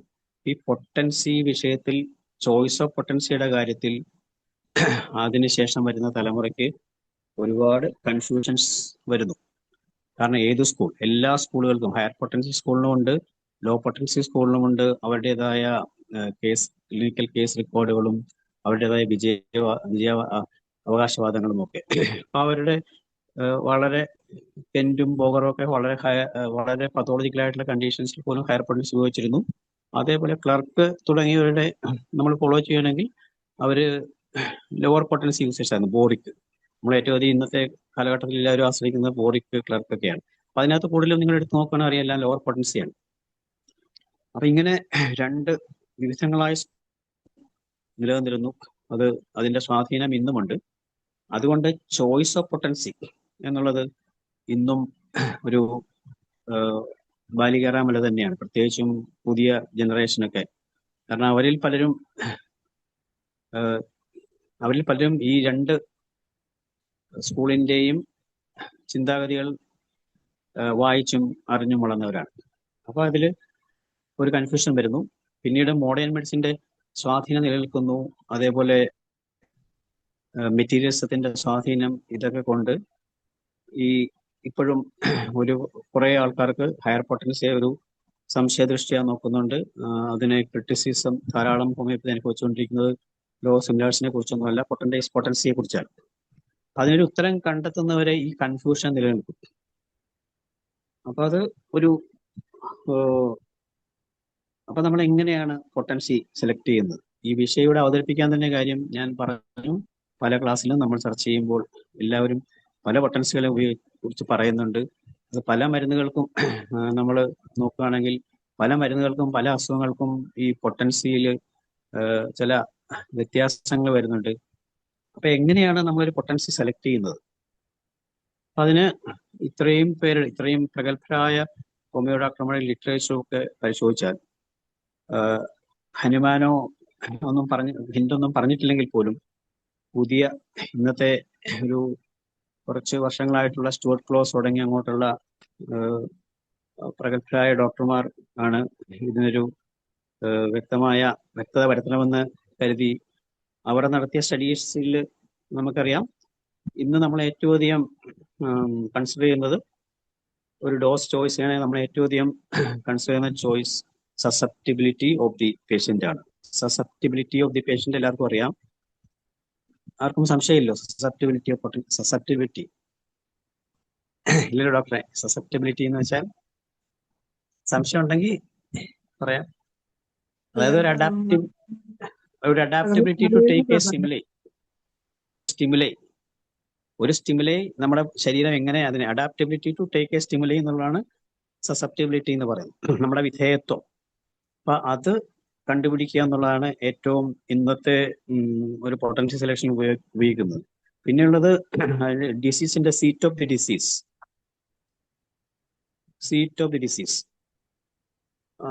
ഡിസീസിന്റെ മനസ്സിലായല്ലോ. അതുപോലെ nature and intensity of the disease. നമ്മൾ ഡിസീസിന്റെ ക്രോണിക് ആണോ അക്യൂട്ട് ആണോ അതിന്റെ ഇന്റൻസിറ്റി, അതുപോലെ stage and duration of the disease, previous treatments, ഇതെല്ലാം നമ്മൾ കൺസിഡർ ചെയ്യുന്നുണ്ട് ഒരു സസെപ്റ്റിബിലിറ്റി കണ്ടുപിടിക്കാൻ വേണ്ടി. അതിൽ നിന്ന് മനസ്സിലാക്കാൻ പറ്റുന്നത് ഒരു സിമിലാരിറ്റി, ഡിഗ്രി ഓഫ് സിമിലാരിറ്റി, അത് ഒരു സിംറ്റം കംപ്ലീറ്റ് ആകുമ്പോഴാണ് നമ്മൾക്ക് പലപ്പോഴും ഒരു സിംറ്റം അപക്വമായിട്ട് കിട്ടുന്ന ഒരു ഹെഡേക്ക് എന്ന് പറഞ്ഞാൽ ആൾക്കാരോട് ചോദിച്ചാൽ അവർ ചിലപ്പം ആ ഹെഡേക്കിന്റെ ഒരു ലൊക്കേഷൻ, സെൻസേഷൻ, മൊഡാലിറ്റി, കോൺകോമിറ്റൻസ് എന്നുള്ള ആ ഒരു സിംറ്റമിന്റെ പല പാർട്ടുകളുണ്ടെങ്കിലും പലർക്കും അതൊന്നും വ്യക്തമായിട്ട് പറയാൻ പറ്റാത്തൊരവസ്ഥയാണ്. അപ്പൊ അതൊരു കംപ്ലീറ്റ്നെസ് അവിടെ വരുന്നത് സിംറ്റംസിൽ. അപ്പം സിംറ്റം കൂടുതൽ ഡെവലപ്പ് ചെയ്ത് കഴിയുമ്പോൾ അതിന് കൂടുതൽ സിമിലാരിറ്റി കിട്ടുകയാണ്. അപ്പൊ ശരിക്കും ഡെവലപ്പ് ചെയ്യാത്ത സിംറ്റം, ക്ലാരിറ്റി ഇല്ലാത്ത സിംറ്റം ഒക്കെ ലെസ് സിമിലാർ ആണ്. അപ്പൊ അവിടെ ലോ പൊട്ടൻസി ഉപയോഗിക്കാം. പിന്നെ ക്ലാരിറ്റി ഉള്ള സിംറ്റം ആണെങ്കിൽ നമുക്ക് ഹൈ പൊട്ടൻസിയിലേക്ക് ഉപയോഗിക്കാം. അതുപോലെ ഒരു ക്യാരക്ടറിസ്റ്റിക് ഉണ്ടെങ്കിൽ അവിടെ ഹൈ പൊട്ടൻസിയാണ് സജസ്റ്റ് ചെയ്യുന്നത്. അബ്സൻസ് ഓഫ് ക്യാരക്ടറിസ്റ്റിക് ആണെങ്കിൽ അതായത് ലെസ് സിമിലർ ആണ്. അപ്പൊ നമുക്ക് അവിടെ ലോവർ പൊട്ടൻസിയിലേക്കാണ് കൂടുതലും പറയുന്നത്. ഇതൊക്കെ if only one remedy is indicated, ഒരു റെമഡി മാത്രമേ ഇൻഡിക്കേറ്റ് ചെയ്യുള്ളെങ്കിൽ നമുക്ക് ഹയർ പൊട്ടൻസി ഉപയോഗിക്കാം. നമ്മളൊരു പേഷ്യന്റ് വരുമ്പോൾ നമുക്ക് പെട്ടെന്ന് തന്നെ അത് ഈ ബ്രയോണി ആണ്, അല്ലെങ്കിൽ റെസ്റ്റോക്സ് ആണ്, അല്ലെങ്കിൽ ബാക്ടീരിയ കാർബാണെന്ന് നമുക്ക് പെട്ടെന്ന് മനസ്സിലാവണമെങ്കിൽ തീർച്ചയായിട്ടും നമുക്ക് ഹയർ പൊട്ടൻസി ഉപയോഗിക്കാം. പക്ഷെ 2-3 റെമഡിയുടെ പിക്ചർ വരുന്നു, ഈക്വലി ആയിട്ട് 2-3 മെഡിസിൻ ഇൻഡിക്കേറ്റ് ചെയ്യുന്നുണ്ടെങ്കിൽ അവിടെ സിമിലാരിറ്റി കുറവാണ്. അപ്പൊ നമ്മൾ ഒരു ലോവർ പൊട്ടൻസിയിലെ ആണ് സജസ്റ്റ് ചെയ്യേണ്ടത്. പിന്നെയുള്ളത് പ്രായം, ഏജ് എന്ന് പറയുമ്പോൾ കുട്ടികളിലും വളരെ വിഗറസ് ആയിട്ടുള്ള ഹെൽത്തുള്ള ആൾക്കാർ, യങ് ജനറേഷനിലൊക്കെ ഹയർ പൊട്ടൻസി ഉപയോഗിക്കാമെന്ന് പറയുന്നുണ്ട്. വളരെ പ്രായം ചെന്ന ഓൾഡ് അല്ലെങ്കിൽ ഡെബിലിറ്റേറ്റഡ് ആയിട്ടുള്ള വ്യക്തികൾക്കൊക്കെ, ക്ഷീണിതരായിട്ടുള്ളവരൊക്കെ ലോ പൊട്ടൻസിയാണ് സജസ്റ്റ് ചെയ്യുന്നത്. പിന്നെ സെൻസിറ്റിവിറ്റി, പേഷ്യന്റിന്റെ സെൻസിറ്റീവ്, ഹയർ നമ്മൾ പറയാം വളരെ സെൻസിറ്റീവ് ആണ് അവൻ, പെട്ടെന്ന് മാനസികമായും ശരീരമായും ഒക്കെ പെട്ടെന്ന് സെൻസിറ്റീവ് ആവുന്നു എന്നൊക്കെ നമ്മൾ പറയുന്ന കൃത്യമായിട്ട് നമുക്ക് മനസ്സിലാക്കാൻ സാധിച്ചാൽ അവർക്ക് ഹയർ പൊട്ടൻസി സജസ്റ്റ് ചെയ്യാം. അതുപോലെ ബുദ്ധിയില്ലാത്ത മന്ദബുദ്ധികളോ അല്ലെങ്കിൽ ഇഡിയറ്റ്സ് അങ്ങനെയുള്ളവർക്കൊക്കെ, അല്ലെങ്കിൽ ശരിയായ കാഴ്ചശക്തിയോ അങ്ങനെയുള്ള ഒരു ഇതൊന്നും കുറഞ്ഞിട്ടുള്ള ആൾക്കാരിൽ, സ്ലഗിഷ് ആയിട്ടുള്ള ആൾക്കാരിലൊക്കെ നമ്മൾ ലോവർ പൊട്ടൻസിയാണ് സജസ്റ്റ് ചെയ്യുന്നത്. ടെമ്പറമെന്റ് എന്ന് പറയുന്നത് നിങ്ങൾക്ക് അറിയാം, പല ടെമ്പറമെന്റ് ഉണ്ട്, നമ്മൾ പഠിച്ചിട്ടുണ്ട്. നെർവസ്, സാങ്ക്വിൻ, കോളറിക് എന്നൊക്കെ പറഞ്ഞ നെർവസ് അങ്ങനെയുള്ള വളരെ ചൂടായിട്ടുള്ള ടെമ്പറമെന്റ് ഉള്ളവർക്കൊക്കെ ഹയർ പൊട്ടൻസി. ഫ്ലഗ്മാറ്റിക്, അതായത് കാൽക്കരിയക്കാർ പോലെ ഫ്ലഗ്മാറ്റിക് ആയിട്ടുള്ള ടോർപിഡ് ആയിട്ടുള്ള കണ്ടീഷൻ പേഷ്യൻസിനൊക്കെ ലോവർ പൊട്ടൻസി. അതുപോലെ ഇന്റലക്ച്വൽ ആയിട്ടുള്ള ആൾക്കാർക്ക് പെട്ടെന്ന് റിയാക്ട് ചെയ്യുന്നവരും കാര്യങ്ങൾ പെട്ടെന്ന് മനസ്സിലാക്കുന്നവരും ഒക്കെ അവർക്ക് ഹയർ പൊട്ടൻസി. ഡള്ളായിട്ടുള്ള അതായത് ബുദ്ധി നേരെ തെളിയാത്ത ആൾക്കാർക്ക് പറയാം, അവർക്കൊക്കെ ശരിക്കും ലോ പൊട്ടൻസി ഒക്കെയാണ് സജസ്റ്റ് ചെയ്യുന്നത്. അപ്പൊ ഇത് അതുകൊണ്ടാണ് നല്ല ഹയർ ഇന്റലക്ച്വൽ ആയിട്ടുള്ള ആൾക്കാർക്ക് നല്ല ഹയർ പൊട്ടൻസിയും മറ്റേ മസ്കുലാർ പവർ മാത്രം ഉപയോഗിച്ച് വർക്ക് ചെയ്യുന്നവർക്ക് ലോ പൊട്ടൻസിയും. ഇതൊക്കെയാണ് നമ്മൾ ഇന്ന് സജസ്റ്റ് ചെയ്യാൻ വേണ്ടി ഇവരുടെ ലിറ്ററേച്ചറിലൊക്കെ പറയുന്നത്. പിന്നെ അവരുടെ ഹാബിറ്റ് എന്ന് പറയുമ്പോൾ നമ്മൾ ഉദ്ദേശിക്കുന്ന നല്ല ഇമോഷണലും ഇമാജിനേറ്റീവ് പവറും ഒക്കെ ഉള്ള ആൾക്കാർക്ക് അവർക്കൊക്കെ നമ്മൾ ഹയർ പൊട്ടൻസി. ഇങ്ങനെ പല വിധ. അതുപോലെ nature of disease, intensity of the disease, അത് ഇപ്പൊ മാലിഗ്നൻസി പോലുള്ള ഫേറ്റൽ ആയിട്ടുള്ള ഡിസീസിലൊക്കെ നമ്മൾ ലോവർ പൊട്ടൻസിയാണ് കൂടുതലും സജസ്റ്റ് ചെയ്യുന്നത്. ആരും ഹയർ പൊട്ടൻസിയിലേക്ക് പോകാറില്ല. ഇന്നത്തെ നമ്മളുടെ ഒരു സെലക്ഷൻ രീതിയാണ് ഞാൻ പറയുന്നത്. അതുപോലെ ഈ ഓർഗൻ അഫിനിറ്റി ഉള്ള ചില ഡ്രഗ്സ് ഒക്കെ ഉണ്ട്. ചില ഓർഗനോട് പ്രത്യേക അഫിനിറ്റി കാണിക്കുന്ന ഡ്രഗ്സ് ഒക്കെ കുറച്ചുകൂടെ ഹയർ പൊട്ടൻസി ഉപയോഗിക്കാം. ഇങ്ങനെ ഒരുപാട് കാര്യങ്ങൾ നമ്മൾ പറയുന്നുണ്ട്. അപ്പൊ അങ്ങനെയുള്ള ഒരു സസെപ്റ്റിബിലിറ്റി കണ്ടെത്തുക എന്നുള്ളതായിരുന്നു ഒരു പൊട്ടൻഷ്യൽ സെലക്ഷന് വേണ്ട മാർഗനിർദ്ദേശങ്ങളിൽ ഒന്ന്. പിന്നീട് ഇപ്പോഴത്തെ നമ്മളുടെ പൊട്ടൻഷ്യൽ സെലക്ഷൻ നമ്മുടെ മനസ്സിലുണ്ടാകുന്ന കൺഫ്യൂഷൻ ഒഴിവാക്കണമെങ്കിൽ നമ്മൾക്ക് ഇങ്ങനെ തന്നെ പോകണം. അപ്പൊ ഈ ഒരു കാര്യത്തിലൊക്കെ ഒരു വ്യക്തത വരുത്തുക. നമ്മളൊക്കെ പലരും പല പൊട്ടൻസികൾ ഉപയോഗിക്കുന്നുണ്ട്. ഒരിക്കലും ഇതൊക്കെ ഈ പറയുന്നതൊക്കെ ഒരു സിംഗിൾ മെഡിസിൻ ഉപയോഗിക്കുമ്പോഴാണ്, ഹോമിയോപ്പതിയിലെ ബേസിക് പ്രിൻസിപ്പിൾ അനുസരിച്ച് പ്രാക്ടീസ് ചെയ്യുമ്പോൾ മാത്രമുള്ള കാര്യങ്ങളാണ് നമ്മളിവിടെ ചർച്ച ചെയ്യുന്നത്. അല്ലാതെ പല മെഡിസിനും മിക്സഡ് ആയിട്ടുള്ള പ്രിസ്ക്രിപ്ഷനൊക്കെ ഉപയോഗിക്കുമ്പോൾ ഇതിനകത്ത് പ്രസക്തിയില്ല. കാര്യം അവിടെ law similars, law single remedy, minimum dose, ഈ കൺസെപ്റ്റ് ഉപയോഗിച്ച് ചെയ്യുമ്പോൾ അത്ര ഷുവർട്ടി ആയിട്ട് നമ്മൾ പ്രാക്ടീസ് ചെയ്യുമ്പോൾ മാത്രമേ പൊട്ടൻസിയെ കുറിച്ച് നമുക്ക് സ്റ്റഡി ചെയ്യാൻ പറ്റുള്ളൂ. അപ്പൊ നമ്മൾ പല മെഡിസിൻ കൊടുക്കുന്ന അങ്ങനെയുള്ള ഒരു വിഷയം നമുക്ക് ഒരു ലിറ്ററേച്ചർ അവൈലബിൾ അല്ല. ഒരു മൾട്ടിപ്പിൾ പ്രിസ്ക്രിപ്ഷന്റെ ഒരു ലിറ്ററേച്ചർ നമുക്ക് ഒരു അവൈലബിൾ അല്ല. അപ്പൊ അതുകൊണ്ട് നമ്മൾ ഈ ഒരു തത്വാധിഷ്ഠിതമായ പ്രാക്ടീസ് ചെയ്യുന്ന ആൾക്കാർക്കാണ് ഈ പൊട്ടൻസിയെ കുറിച്ച് റിസർച്ച് ചെയ്യാൻ പറ്റുന്നത്. ഇപ്പൊ എല്ലാവരും ഇപ്പം പലതരം പൊട്ടൻസികൾ ഉപയോഗിക്കുന്നുണ്ട്. പക്ഷെ നമുക്ക് ഒറ്റ ടൈം ഒരു പൊട്ടൻസി, ഇപ്പൊ കെന്റ് ആണെങ്കിലും ഹയർ പൊട്ടൻസി ഉപയോഗിച്ചിട്ടുണ്ടെങ്കിൽ കെന്റ് 10 ഉപയോഗിച്ചിട്ടുണ്ടെങ്കിൽ കെന്റ് തീർച്ചയായിട്ടും 10 ഒരു ഡോസ് കൊടുത്തിട്ട് വെയിറ്റ് ചെയ്യും. പിന്നീട് ആ പേഷ്യന്റിന്റെ സിംറ്റംസ് തിരിച്ചു വരുമ്പോൾ വീണ്ടും ഒന്ന് റിപ്പീറ്റ് ചെയ്യും. അതേ പൊട്ടൻസിനെ റിപ്പീറ്റ് ചെയ്യും. 1-2 പ്രാവശ്യം റിപ്പീറ്റ് ചെയ്ത് കഴിഞ്ഞിട്ട് പിന്നീട് അതിന് വലിയ ചേഞ്ച് ഇല്ലെങ്കിലാണ് അതിന്റെ ഹയർ പൊട്ടൻസി, ഉടനെ മെഡിസിൻ മാറ്റുന്നില്ല, അതിന്റെ ഹയർ പൊട്ടൻസിലോട്ട് പോവുകയാണ് ചെയ്യുന്നത്. കാരണം ഒരു മിനിമം ലോ സിമിലാർസ് അനുസരിച്ച് ഒരു മെഡിസിൻ കണ്ടെത്തിയതിന് ശേഷമാണ്. അതാണ് provided law similars should be correct. അതനുസരിച്ച് ഒരു മെഡിസിൻ കണ്ടെത്തിയാൽ മാത്രമാണ് ഇവർ അതിന്റെ ശരിയായ പൊട്ടൻസി സെലക്ഷനിലോട്ട് പോകുന്നത്. ഇതൊക്കെയാണ് ഇന്ന് നമുക്കുണ്ടാകുന്ന കൺഫ്യൂഷൻ. അപ്പൊ നമ്മളൊരു ഡിസീസ് ട്രീറ്റ് ചെയ്യുമ്പോൾ നമുക്ക് അതിന് ഒരു ശരിയായ ഒരു സിമിലം കണ്ടെത്താൻ പറ്റിയില്ലെങ്കിൽ പൊട്ടൻസി ഉപയോഗിക്കുന്നതിൽ നമ്മൾ വളരെയധികം ശ്രദ്ധിക്കണം. കാര്യം ഹനുമാൻ തന്നെ പലയിടത്തും അത് അപ്പോസ്റ്റത്തിലൊക്കെ എടുത്ത് പറയുന്നുണ്ട്. ചില അപ്പോസ്റ്റത്തിലൊക്കെ നമ്മൾ 6th എഡീഷനൊക്കെ വായിച്ചാൽ നമുക്കറിയാം ഹനുമാൻ തന്നെ ഇവരും പറയുന്നുണ്ട്. അപ്പം ഹയർ പൊട്ടൻസി ഹനുമാന്റെ കാലഘട്ടത്തിൽ ഉപയോഗിക്കുന്ന ഹയർ പൊട്ടൻസിയെ കുറിച്ചാണ് ഹനുമാൻ പറയുന്നത്. എങ്കിലും ഹയർ പൊട്ടൻസിലോട്ട് പോകരുതെന്നാണ്. ഹനുമാൻ 30th പൊട്ടൻസി വരെ ഉപയോഗിച്ചെന്നുള്ളൂ. അതിൽ പോലും ഹയർ പൊട്ടൻസിലോട്ട് പോകരുതെന്നാണ് അവൻ പറയുന്നത്. അപ്പൊ ഇതൊക്കെ നമ്മൾ ശരിയായി മനസ്സിലാക്കിയിട്ട് ആണ് നമ്മൾ പ്രാക്ടീസ് ചെയ്യുന്നതെങ്കിൽ മാത്രമേ നമുക്കൊരു ശരിയായ രീതിയിലേക്ക് എത്താൻ പറ്റൂ. ശരിയായ പൊട്ടൻസി സെലക്ഷനെ കുറിച്ചോ അതിനെക്കുറിച്ചുള്ള കൺഫ്യൂഷൻ ഒഴിവാക്കാനും പറ്റുള്ളൂ. അപ്പൊ ഇന്നത്തെ ജനറേഷൻ, അതിൽ ഞാനൊരു കാര്യം പറയാൻ ഉദ്ദേശിക്കുന്നത്, നമ്മുടെ കയ്യിൽ ഉപയോഗിക്കുന്ന ഓരോ സാധനങ്ങളും, മൊബൈൽ ഫോൺ ആണെങ്കിലും നമ്മുടെ കമ്പ്യൂട്ടർ ആണെങ്കിലും അതിനകത്ത് ഒരുപാട് സ്പെസിഫിക്കേഷൻസ് ഉണ്ട്. പക്ഷെ നമ്മൾ ഇതൊന്നും മനസ്സിലാക്കാതെയാണ് അത് ഉപയോഗിക്കുന്നത്. അതിന്റെ ഗാഡ്ജറ്റുകളൊക്കെ നമ്മൾ അതൊന്നും നോക്കാതെയാണ് ഉപയോഗിക്കുന്നതെങ്കിൽ തീർച്ചയായിട്ടും നമ്മൾക്ക് അതിനകത്തുള്ള പല കാര്യങ്ങളും ഉപയോഗിക്കാൻ പറ്റത്തില്ല. ഇപ്പൊ മൊബൈൽ ഫോണിലൊക്കെ തന്നെ എന്തൊക്കെ ടെക്നോളജി നമ്മൾ ദിവസം ഉപയോഗിക്കുന്നതാണെങ്കിൽ നമുക്ക് അതിന്റെ വളരെ കുറച്ച് കാര്യങ്ങൾ അറിയാം. അപ്പൊ അങ്ങനെ ഉപയോഗിക്കുമ്പോൾ നമ്മളുടെ ആ ഫോണിന്റെ അല്ലെങ്കിൽ കമ്പ്യൂട്ടറിന്റെ ഉപയോഗത്തിൽ നമുക്ക് ഒരുപാട് പാളിച്ചകൾ വരുന്നു. അപ്പൊ അതുകൊണ്ട് നമുക്ക് അതിൻ്റെതായ ഒരുപാട് നഷ്ടങ്ങൾ വരുന്നുണ്ട്.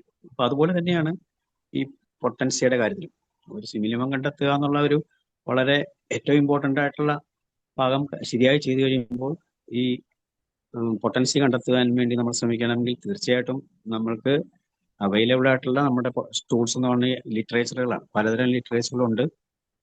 അതിലെ ഏറ്റവും അധികം വ്യക്തതയുള്ള പലരും, അതുകൊണ്ടാണ് ഞാൻ കുറച്ച് പേരുകൾ എടുത്തെടുത്ത് പറഞ്ഞത്. പിന്നെ ബോർലാൻഡ്, ഇങ്ങനെ നമ്മൾ വായിച്ചിട്ടുള്ള Roberts, Borland, John Weir, Elizabeth Wright high potency use ചെയ്യുന്നവരാണ്. അവർ 1967 വരെ ജീവിച്ചിരുന്നതാണ്. കെന്റിന്റെ നേരിട്ടുള്ള ഒരു ശിഷ്യയായിരുന്നു. അപ്പൊ അവരൊക്കെ ഉപയോഗിച്ചിരുന്നത് ഹയർ പൊട്ടൻസിയാണ്. പിന്നെ നമ്മൾക്ക് അറിയാവുന്നത് ശങ്കരൻ, രാജൻ ശങ്കരൻ ഉദ്ദേശിച്ച പി ശങ്കരൻ, അദ്ദേഹവും പൊട്ടൻസിയുടെ യൂസിനെ കുറിച്ച് ഒരുപാട് പറയുന്നുണ്ട്, ഒരുപാട് നിരീക്ഷണങ്ങളും. അപ്പൊ അവിടെ പറയുന്നത്, അദ്ദേഹം ഈ ശങ്കരന്റെ ഒരു ബുക്കിൽ പറയുന്നത്, അതായത് ഒരു symptom of the patients if very well matched the symptoms of the drug picture, especially mental symptoms are present, then high potency is advisable എന്നാണ് പറയുന്നത്. അപ്പൊ പേഷ്യന്റിന്റെ ആ സിംറ്റംസ് പിക്ചറും ഡ്രഗിന്റെ സിംറ്റം പിക്ചറും അതിന്റെ എസ്പെഷ്യലി അതിന്റെ മെന്റൽ സിംറ്റംസ് കൂടുതലായിട്ട് യോജിക്കുന്നുണ്ടെങ്കിൽ തീർച്ചയായിട്ടും ഹയർ പൊട്ടൻസി നമുക്ക് ഉപയോഗിക്കാം എന്നാണ് പറയുന്നത്. അതുപോലെ ചില മെഡിസിൻ പർട്ടിക്കുലർ പൊട്ടൻസിയിൽ മാത്രം ആക്ട് ചെയ്യുന്നുണ്ടെന്ന് ശങ്കരൻ പറയുന്നുണ്ട്. എക്സാമ്പിൾ പറയുകയാണെങ്കിൽ നമ്മുടെ അപ്പോസൈനം, സബൽസെർലേറ്റ, ഇതൊക്കെ ഹൈഡ്രോകോട്ടയില്, പാസിഫ്ലോറ, ക്രെട്ടേക്കസ്, അഡോണിസ്, സ്ട്രോപാന്തസ്, ഓർണിത്തോഗാലം, കാർഡസ്, ഇതൊക്കെ ശങ്കരൻ, ബലാറ്റ, ഇതൊക്കെ പറയുന്നത് ബെസ്റ്റ് ആക്ടിങ് ക്യൂ, അതായത് ടിഞ്ചർ ആയിട്ടാണ് ഉപയോഗിക്കുന്നത്.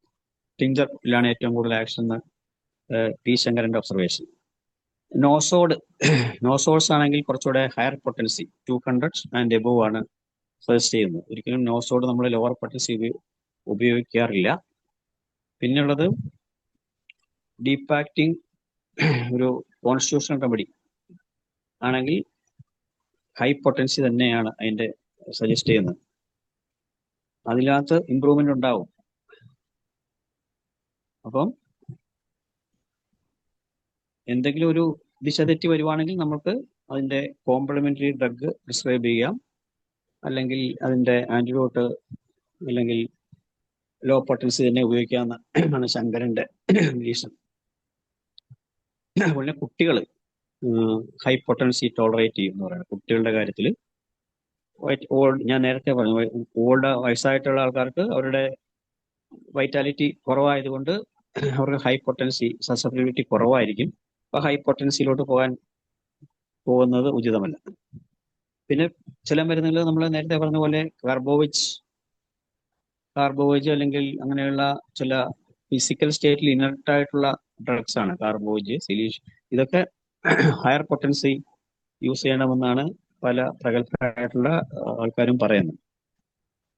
ഇന്റലിജന്റ് ആയിട്ടുള്ള സെൻസിറ്റീവ് ആയിട്ടുള്ള ആൾക്കാർക്ക് ഹയർ പൊട്ടൻസി യൂസ് ചെയ്യാം. അപ്പൊ ഇതൊക്കെ ഇവരുടെ നിരീക്ഷണങ്ങളാണ്. അപ്പൊ ഇങ്ങനെയുള്ള സൈലീഷ്യ, ഫോസ്ഫറസ്, ഇതൊക്കെ പാത്തോളജിക്കൽ അഡ്വാൻസ് സ്റ്റേറ്റിൽ ഹയർ പൊട്ടൻസി ഉപയോഗിക്കരുതെന്ന് പറയുന്നുണ്ട്. ഇങ്ങനെ പല ഒബ്സർവേഷൻ ഉണ്ട്. പിന്നീട് ഇപ്പൊ ഏറ്റവും അവസാനം നമ്മൾ ജോർജ് വിതൽകാസ് ആണ്. 1932 തൊട്ട് പ്രാക്ടീസ് തുടങ്ങി ഇപ്പോഴും പ്രാക്ടീസ് ചെയ്യുന്ന ലോകത്തിന്റെ ഒരു ഹോമിയോപ്പതി, ലോകത്തിൽ നിന്ന് അറിയപ്പെടുന്ന ഒരു ഹോമിയോപ്പതിസ്റ്റ് ആണ് ജോർജ് വിതൽകാസ്. അദ്ദേഹത്തിന്റെ നിരീക്ഷണം എന്ന് പറഞ്ഞാൽ level of health, different level of, വിതൽകാസിന്റെ ബേസിക് പ്രിൻസിപ്പിൾ അറിയാവുന്നവർക്ക് അറിയാം. ലെവൽ ഓഫ് ഹെൽത്ത് എന്നാണ് പറയുന്നത്. 5 ലെവൽസ് ഓഫ് ഉണ്ട്. അതില് ഒരു വീക്ക് കോൺസ്റ്റിറ്റ്യൂഷൻ ആയിട്ടുള്ള ആൾക്കാർക്ക് അല്ലെങ്കിൽ ഹൈപ്പർ സെൻസിറ്റീവ് ആയിട്ടുള്ള ആൾക്കാർക്ക്, ഒരു വളരെ ഹൈപ്പർ സെൻസിറ്റീവ് ആയിട്ടുള്ള ആൾക്കാർക്കൊക്കെ ആദ്യം നമ്മൾ ഒരിക്കലും ഒരു സ്റ്റാർട്ട് ചെയ്യേണ്ടത് താഴെ നിന്ന് തന്നെയാണ്. റഫ്ലി ഫ്രം 12x to 200 എന്നാണ്. ഞാൻ വിദൽകാസിന്റെ ശിഷ്യരായിട്ടുള്ള ചില സുഹൃത്തുക്കളുണ്ട്. അവരൊക്കെ 12x 12c ഒക്കെ ഇങ്ങനെ തന്നെത്താൻ ഉണ്ടാക്കി. ഈ ലൈക്കോപോഡിയൊക്കെ ആണെങ്കിൽ 12, 13, 14 ഇങ്ങനെ സ്വന്തമായിട്ട് തന്നെ സക്സസ് ചെയ്ത് ഞാൻ സഹായിച്ചിട്ടുണ്ട്. നമുക്ക് ഫാർമസി ഡിപ്പാർട്ട്മെന്റ് ആയതുകൊണ്ട് നമുക്ക് അവരെ പൊട്ടൻസി ഉണ്ടാക്കാൻ സഹായിക്കാൻ പറ്റുന്നില്ല, ഓരോ പൊട്ടൻസി. അപ്പൊ അങ്ങനെ നമ്മൾ അതിന്റെ റേഞ്ച് ഓഫ് പൊട്ടൻസി കൂട്ടിക്കൊണ്ടിരുന്നുണ്ട്, പ്രത്യേകിച്ച് ഈ വീക്ക് ആയിട്ടുള്ള കോൺസ്റ്റിറ്റ്യൂഷൻ ഉള്ളവർക്ക്. അപ്പൊ അൺനെസസറി ആയിട്ടുള്ള അഗ്രവേഷൻ ഒഴിവാക്കാൻ പറ്റുമെന്നാണ് അദ്ദേഹം പറയുന്നത്. പിന്നെ ഓവർ സെൻസിറ്റീവ് ആയിട്ടുള്ള പേഷ്യൻസ് ആണെങ്കിൽ അവർ രണ്ട്, ലോ പൊട്ടൻസിക്കും ഹൈ പൊട്ടൻസിക്കും അവർ ഓവർ സെൻസിറ്റീവ് ആയിരിക്കും. നമ്മൾ ഡിയോസിൻഡസി എന്നൊക്കെ പറയുന്ന ഒരു കാറ്റഗറി ആൾക്കാരുണ്ട്. അവർക്ക് ഒറിജിനൽ പൊസിഷൻ ആദ്യത്തെ സെഷൻ തീർച്ചയായിട്ടും റിസ്ട്രിക്ട് ചെയ്ത് 30, 200 അങ്ങനെയുള്ള പൊട്ടൻസികളിൽ സ്റ്റാർട്ട് ചെയ്യണം എന്നാണ് പറയുന്നത്. പിന്നെ കുട്ടികളിലാണെങ്കിൽ വളരെ സിവിയർ ആയിട്ടുള്ള പ്രോബ്ലംസ് ഉണ്ടെങ്കിൽ ലോ പൊട്ടൻസി, സിവിയർ ആയിട്ടുള്ള പത്തോളജിക്കൽ കണ്ടീഷൻ ഉണ്ടെങ്കിൽ ലോ പൊട്ടൻസീസ് എന്ന് തന്നെ സ്റ്റാർട്ട് ചെയ്യണം, ഈവൻ ദോ അവർ വളരെ സെൻസിറ്റീവ് ആണെങ്കിൽ പോലും. അപ്പോൾ അതേപോലെ ചില മലിഗ്നൻസി കേസിലൊക്കെ ആണെങ്കിലും 200 എബോവ് കൊടുക്കരുതെന്നാണ് വിദൽകാസ് പറയുന്നത്. അല്ലാതെ ഹയർ പൊട്ടൻസി സജസ്റ്റ് ചെയ്യുന്നത് ക്യൂറബിൾ ആയിട്ടുള്ള ഒരു disease free of physical pathology എന്നാണ്. ഫ്രീ ഓഫ് ഫിസിക്കൽ പതോളജി അങ്ങനെയുള്ള കേസിലൊക്കെ നമുക്ക് ഹയർ പൊട്ടൻസി, അതായത് മെന്റൽ സിംറ്റംസ് കൂടുതലുള്ളതും ഫിസിക്കൽ പതോളജി കുറവായിട്ടുള്ള കേസിനൊക്കെ, പല കേസിലും നമുക്കറിയാം ഇമോഷണൽ പ്രോബ്ലംസ് ആയിട്ട് വന്നിട്ട് അതിനെ തുടർന്നുണ്ടാകുന്ന ഫിസിക്കൽ പ്രോബ്ലംസ് ആയിട്ട് വരുന്ന പല ഇന്നത്തെ കാലഘട്ടത്തിലെ പല അസുഖങ്ങൾക്കും നമുക്ക് 30 മുതൽ CM വരെയുള്ള പൊട്ടൻസികൾ ഉപയോഗിക്കാനാണ് വിദൽകാസ് സജസ്റ്റ് ചെയ്യുന്നത്. പിന്നെ കുട്ടികൾക്ക് അക്യൂട്ട് എയിൽമെന്റ്സ് ഉണ്ടാകുമ്പോൾ 200 താഴെയുള്ള പൊട്ടൻസികൾ കൊടുക്കരുതെന്നാണ് വിദൽകാസ് പറയുന്നത്. ഇത് അക്യൂട്ട് എയിൽമെന്റ്സ്. അവർക്ക് പ്രായപൂർത്തി വയസ്സായിട്ടുള്ള ആൾക്കാർക്കാണെങ്കിൽ അവർക്ക് നമുക്ക് 200C ആണ് പ്രിഫറബിൾ. ഇതൊക്കെയാണ് ജോർജ് വിദൽകാസിന്റെ, ഞാൻ ജോർജ് വിദൽകാസിന്റെ ഫിലോസഫി അധികം പഠിച്ചിട്ടില്ല, അല്ലെങ്കിൽ കുറച്ച് കാര്യങ്ങൾ ഇങ്ങനെ മനസ്സിലാക്കിയിട്ടൊന്നുമില്ലാതെങ്കിലും അതിൽ നിന്നൊക്കെ നമ്മൾ മനസ്സിലാക്കുന്നത് ഇന്നത്തെ കാലഘട്ടത്തിൽ ഏറ്റവും കൂടുതൽ അറിയപ്പെടുന്ന ഹോമിയോപ്പത്ത് ആയതുകൊണ്ടാണ് ഞാൻ ജോർജ് വിദൽകാസിന്റെ വീക്ഷണം ഇവിടെ പറഞ്ഞത്. ഇങ്ങനെയൊക്കെയാണ് നമ്മൾ പിന്നീട് 1921 ശേഷം പ്രാക്ടീസ് ചെയ്തവർ. അതിൽ ഞാൻ നേരത്തെ പറഞ്ഞ ഡോക്ടർ പിയറി സ്മിത്ത് ആണ് അദ്ദേഹം, അതേപോലെ ചാൾസ് പഹോഡ് എന്ന് പറഞ്ഞൊരു ഡോക്ടർ. ഇവർ രണ്ടുപേരാണ് zero bar potency LM scales കൊണ്ടുവന്നത്. അപ്പൊ ഈ LM സ്കെയിൽ ഒരു വിപ്ലവകരമായ ഒരു മാറ്റം സൃഷ്ടിക്കുമെന്നാണ് പലരും അവകാശപ്പെടുന്നത്, ഹനുമാൻ പറഞ്ഞത്. പക്ഷെ അതിനുശേഷം അത് വളരെയധികം അറിയപ്പെട്ടില്ല. പിന്നീടാണ് നമുക്കറിയാം ഈ LM സ്കെയിൽ ഉപയോഗിച്ച് ഈ ചാൾസ് പഹോഡ് എന്ന ഒരു 150ഓളം കേസുകൾ ട്രീറ്റ് ചെയ്ത് അതിൽ ഒരു 80-90% എല്ലാം പൊട്ടൻസി കൊണ്ട് ട്രീറ്റ് ചെയ്യാൻ പറ്റിയെന്നാണ് അദ്ദേഹം അവകാശപ്പെടുന്നത്. അതിൽ ഒരു 7 കേസ് ഒരു ഏതോ ഒരു ഇതില് ഒരു ജേർണലിൽ പബ്ലിഷ് ചെയ്തിട്ടുണ്ട്. അതിൽ 8 കേസിൽ 7 കേസും പിന്നെ അവർ കമ്പയർ ചെയ്തിട്ട് സെന്റസിമലുമായിട്ട് കമ്പയർ ചെയ്ത് സെന്റസിമലുമായിട്ട് ആദ്യം സെന്റസിമൽ കൊടുത്തതിന് ശേഷം പിന്നീട് ഈ 50 മില്ലിസിമിലേക്ക് പോയപ്പം പെട്ടെന്ന് വളരെ ഒരു പോസിറ്റീവായ മാറ്റം ഉണ്ടായി എന്ന് അദ്ദേഹം പറയുന്നുണ്ട്. അവരൊക്കെ ഉപയോഗിച്ചിരുന്ന സൾഫർ, ഫോർ എക്സാമ്പിൾ അദ്ദേഹം ആ കേസിൽ ഉപയോഗിച്ചിരുന്ന സൾഫർ 0/6, 0/8, 0/10, 0/12 അങ്ങനെയാണ്. 0/18 അസെൻഡിങ് മോഡ് എന്ന് പറയും, 0/24 അങ്ങനെയാണ് ഹനുമാൻ പറയുന്നത്. അസെൻഡിങ് മോഡ് ഒരിക്കലും ഒരു പൊട്ടൻസി ഉപയോഗിച്ചാൽ 0 ബാർ പൊട്ടൻസി കണ്ടുപിടിച്ചതിന് ശേഷം ഹനുമാൻ പറഞ്ഞു ഒരു പൊട്ടൻസി തന്നെ വീണ്ടും അതേ പൊട്ടൻസി അതേ രീതിയിൽ റിപ്പീറ്റ് ചെയ്യരുതെന്നാണ്. റിപ്പീറ്റ് ചെയ്താൽ വൈറ്റൽ ഫോഴ്സ് അതിനെ അക്സെപ്റ്റ് ചെയ്യില്ലെന്നാണ് ഹനുമാൻ പറഞ്ഞത്. ഇത് അദ്ദേഹത്തിന്റെ നമ്മുടെ 200 പൊട്ടൻസിയിലെ അവസാന കാലഘട്ടത്തിൽ ഹനുമാൻ വാട്ടർ ഡോസ് ആണ് ഉപയോഗിച്ചിരുന്നത്.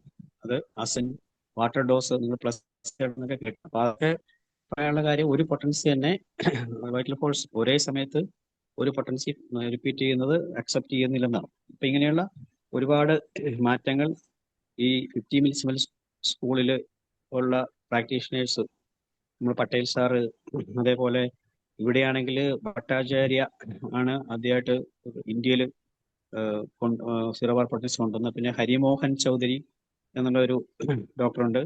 അവര് ഹരിമോഹൻ ചൗധരി 2-3 പേരുണ്ട് ആ ഫാമിലിയിൽപ്പെട്ട. അവരിൽ കഞ്ഞിലാൽ, ഇവരൊക്കെയാണ് കൽക്കട്ടയിലുള്ള പ്രശസ്തരായ ഡോക്ടർ. അവരെ ഹരിമോഹൻ ചൗധരിയൊക്കെ അടുത്ത കാലം വരെ ഈ സീറോ പൊട്ടൻസി മാനുഫാക്ചറിങ് യൂണിറ്റിലായിരുന്നു. അപ്പൊ അങ്ങനെ നമ്മൾ എല്ലാം സ്കെയില്, പിന്നെ പി ശങ്കരനും എല്ലാം സ്കെയിലിനെ കുറിച്ച് പറയുന്നുണ്ട്. അദ്ദേഹം പറയുന്നത് എല്ലാം സ്കെയില് ഉപയോഗിച്ചു തുടങ്ങിയതിന് ശേഷം ആണ് അദ്ദേഹത്തിന് സെന്റ് ഡെസിമൽ സ്കെയില് ഉപയോഗിക്കുന്നതിനേക്കാൾ അഡ്വാൻറ്റേജുകൾ കിട്ടിത്തുടങ്ങിയെന്ന് അവകാശപ്പെടുന്നുണ്ട്.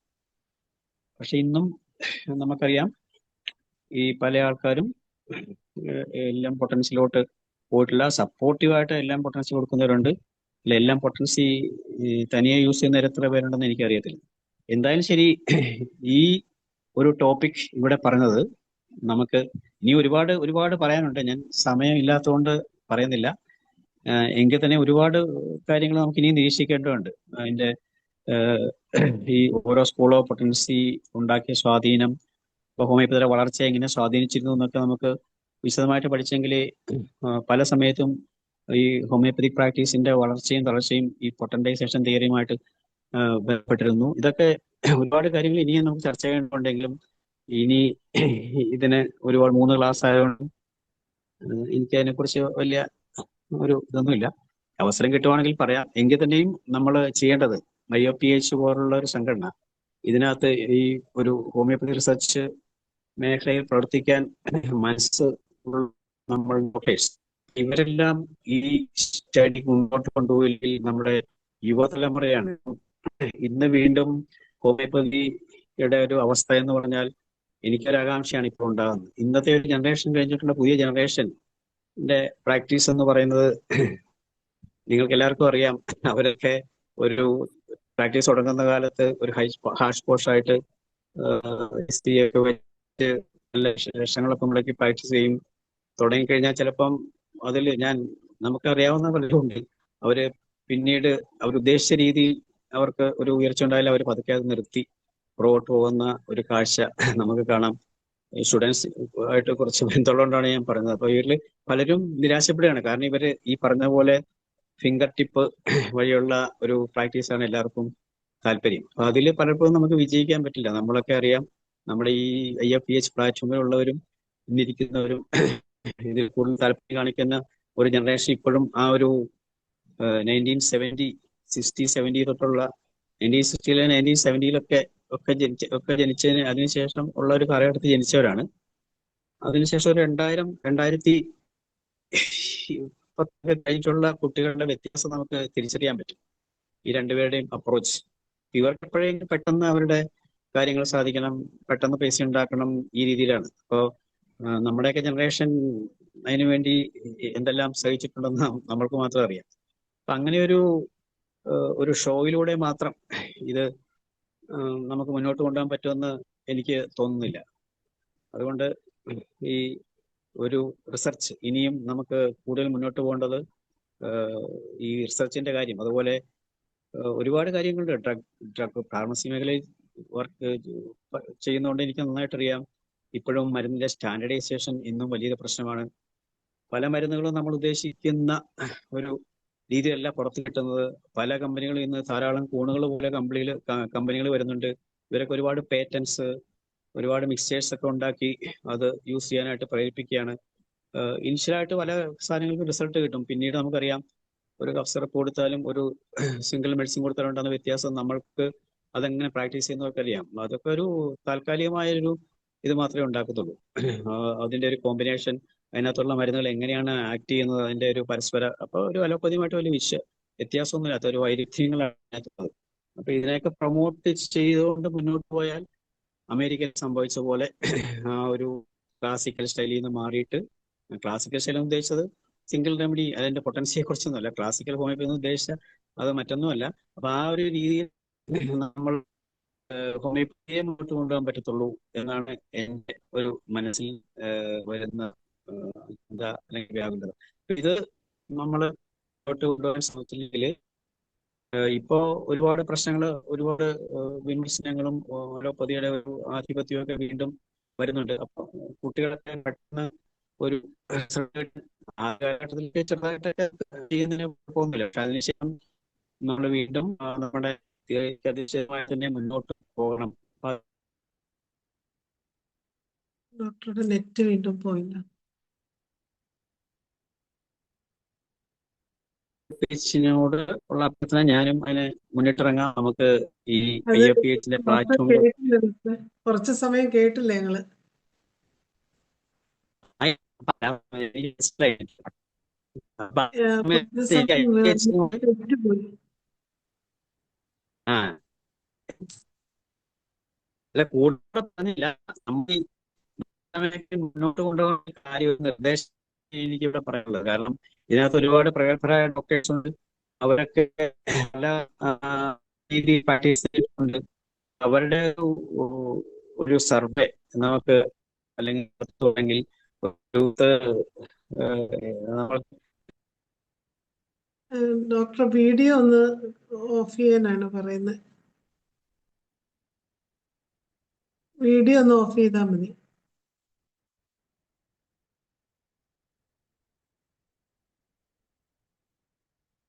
ഏതായാലും ഹലോ, നെറ്റ് ഇടയ്ക്കിടെ വീഡിയോ ഒന്ന് ഓഫ് ചെയ്താലും എന്നൊരു അഭിപ്രായം വന്നു സലീം ഡോക്ടറുടെ. Video okay. അപ്പൊ അങ്ങനെ എന്റെ അഭിപ്രായത്തില് ഇതിനകത്തുള്ള നമ്മുടെ പ്രമുഖരായ ഡോക്ടർമാരെല്ലാം കൂടി ഒരു സർവേ, പൊട്ടൻസിയുടെ കാര്യത്തിൽ ഒരു സർവേ, ഒരു ഓൺലൈൻ സർവേ എങ്കിലും നടത്തിയാൽ ഒരു സത്യസന്ധമായ ഒരു റിപ്പോർട്ടിംഗ് ആണെങ്കിൽ തീർച്ചയായിട്ടും നമ്മൾക്ക് അതൊരു മുതൽക്കൂട്ടായിരിക്കും. ഈ പൊട്ടൻസി ഉപയോഗങ്ങളെ കുറിച്ച് ഏതും ആയിക്കോട്ടെ, നമ്മൾ ഉപയോഗിക്കുന്ന ഏത് പൊട്ടൻസി ആയിക്കോട്ടെ, നമ്മൾ ഉപയോഗിക്കുന്ന അതിന്റെ എഫക്റ്റും ഒക്കെ, ഹയർ പൊട്ടൻസി, ടെണ്ണം പൊട്ടൻസി, ഇത് നമ്മൾ തിയറി പഠിച്ച കാര്യങ്ങളുമായിട്ട് ഒന്ന് കോറിലേറ്റ് ചെയ്തോ അല്ലെങ്കിൽ നമ്മുടെ സ്വന്തം അനുഭവത്തിൽ നിന്ന് കിട്ടിയിട്ടുള്ള കാര്യങ്ങളാണെങ്കിലും ശരി, അതിനെ ഒന്ന് ക്രോഡീകരിച്ചൊരു സർവേ നടത്തുകയാണെങ്കിൽ ഒരു 500 പേർക്ക് ഓൺലൈനായിട്ടൊരു മാറ്റം ഉണ്ടാക്കി അതിന് അയച്ച് റിപ്പോർട്ട് എടുക്കുകയാണെങ്കിൽ അത് എനിക്ക് അടിയരപരമായിട്ട് പറയാനുള്ള സത്യസന്ധമായിട്ടുള്ള റിപ്പോർട്ടായിരിക്കണം. അതിനകത്ത് നമ്മൾ ഫാബ്രിക്കേറ്റ് ഒന്നും ചെയ്യരുത്. അപ്പൊ അങ്ങനെ ഒരു രീതിയിലുള്ള ഒരു ഇത് കിട്ടുകയാണെങ്കിൽ തീർച്ചയായിട്ടും അതൊരു മുതൽക്കൂട്ടായിരിക്കും ഭാവി തലമുറയ്ക്കും. അവരുടെ ആകാംക്ഷയൊക്കെ നമ്മൾക്ക് അവസാനിപ്പിക്കാൻ പറ്റും. അതിൻ്റെ കൂടെ നമ്മൾ ഈ ഏറ്റവും കൂടുതൽ ശ്രദ്ധിക്കപ്പെടേണ്ടത്, നമ്മൾ കണ്ണുടച്ച് മരുന്ന് പ്രിസ്ക്രൈബ് ചെയ്യാണ്.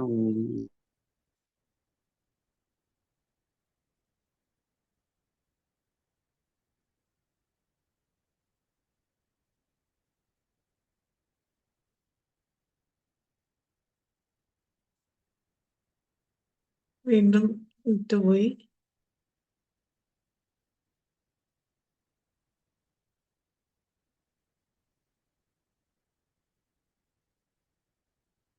ഡോക്ടറെ, നമുക്ക് ചർച്ചയിലോട്ട് പോവാം. അപ്പൊ അടുത്ത ഇതിന്റെ ഒരു 4ാം ഭാഗം കൂടി നമുക്ക് വെക്കാം. അതാ നല്ലത്. ഇത് നല്ല ഹേഹൻ ഡോക്ടർ കുറെ ഇൻട്രസ്റ്റിംഗ്. നേരമായിട്ട് ഹാൻഡ് റൈസ് ചെയ്തിട്ടുണ്ട്. അതെ, ഡോക്ടർക്ക് അൺമ്യൂട്ട് ചെയ്യാം. ഡോക്ടറെ ഹോസ്റ്റ് ആക്കിയിട്ടുണ്ട്. ഹരിഹരൻ സാർ അൺമ്യൂട്ട് ചെയ്തോ? ഹോസ്റ്റ് ആക്കിയിട്ടുണ്ട്. അൺമ്യൂട്ട് ചെയ്താൽ മതി ഹരിഹരൻ സാറ്. ശരി.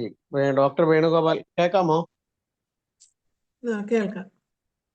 ഡോക്ടർ വേണുഗോപാൽ, വളരെ നല്ല പ്രസന്റേഷൻ ആയിരുന്നു കേട്ടോ. കേൾക്കാമോ? ഡോക്ടർ വേണുഗോപാലിന് കേൾക്കാമോ ഞാൻ പറയുന്നത്?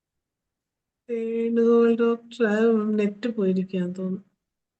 നെറ്റ് പോയിരിക്കുകയാണ് അല്ലേ? സാറിന്റെ നെറ്റ് ഇല്ല. നെറ്റ് പോയില്ലേ? പോയി. ഡോക്ടർ വീഡിയോ ഓഫ് ആണല്ലോ. സാറിന്റെ വീഡിയോ ഓഫ് ആണ്. എൻ്റെ വീഡിയോ ഓഫാണ്. ആ ഏതായാലും സാറിന്റെ അഭിപ്രായം സാർ പറഞ്ഞുതരാം. ഡോക്ടർ വേണുഗോപാൽ ഇപ്പൊ പ്രസന്റ് ചെയ്തത് വളരെ നല്ല ഒരു ക്ലാസ് ആയിരുന്നു. അത് വളരെ ശരിയാണ് പറഞ്ഞത്.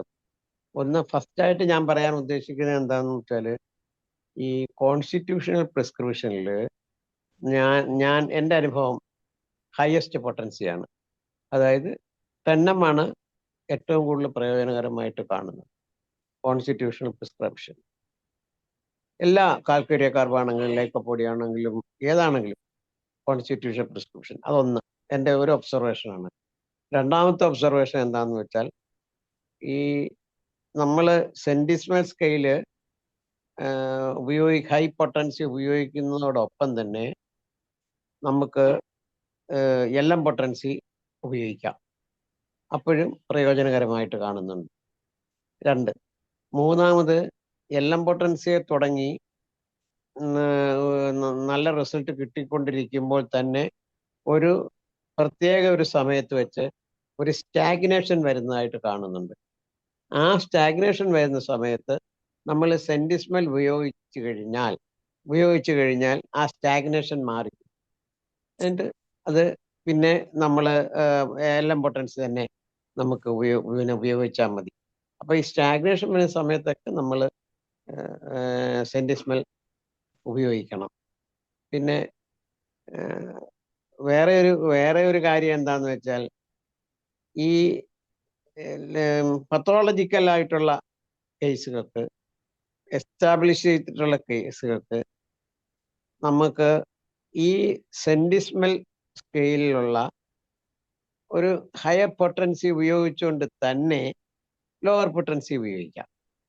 അപ്പോൾ എൻ്റെ ഒരു ഒബ്സർവേഷനിൽ കാണുന്നത് എന്താണെന്ന് വെച്ചാൽ, അഗ്രവേഷൻ, ഹോമിയോപ്പതിക് അഗ്രവേഷൻ ഒഴിവാക്കാൻ പറ്റുന്നുണ്ട്. 10 ഇല്ലെങ്കിൽ 1 നമ്മൾ ഉപയോഗിച്ചിട്ട് സെയിം മെഡിസിൻ തന്നെ ലോ പൊട്ടൻസി ഉപയോഗിക്കണം.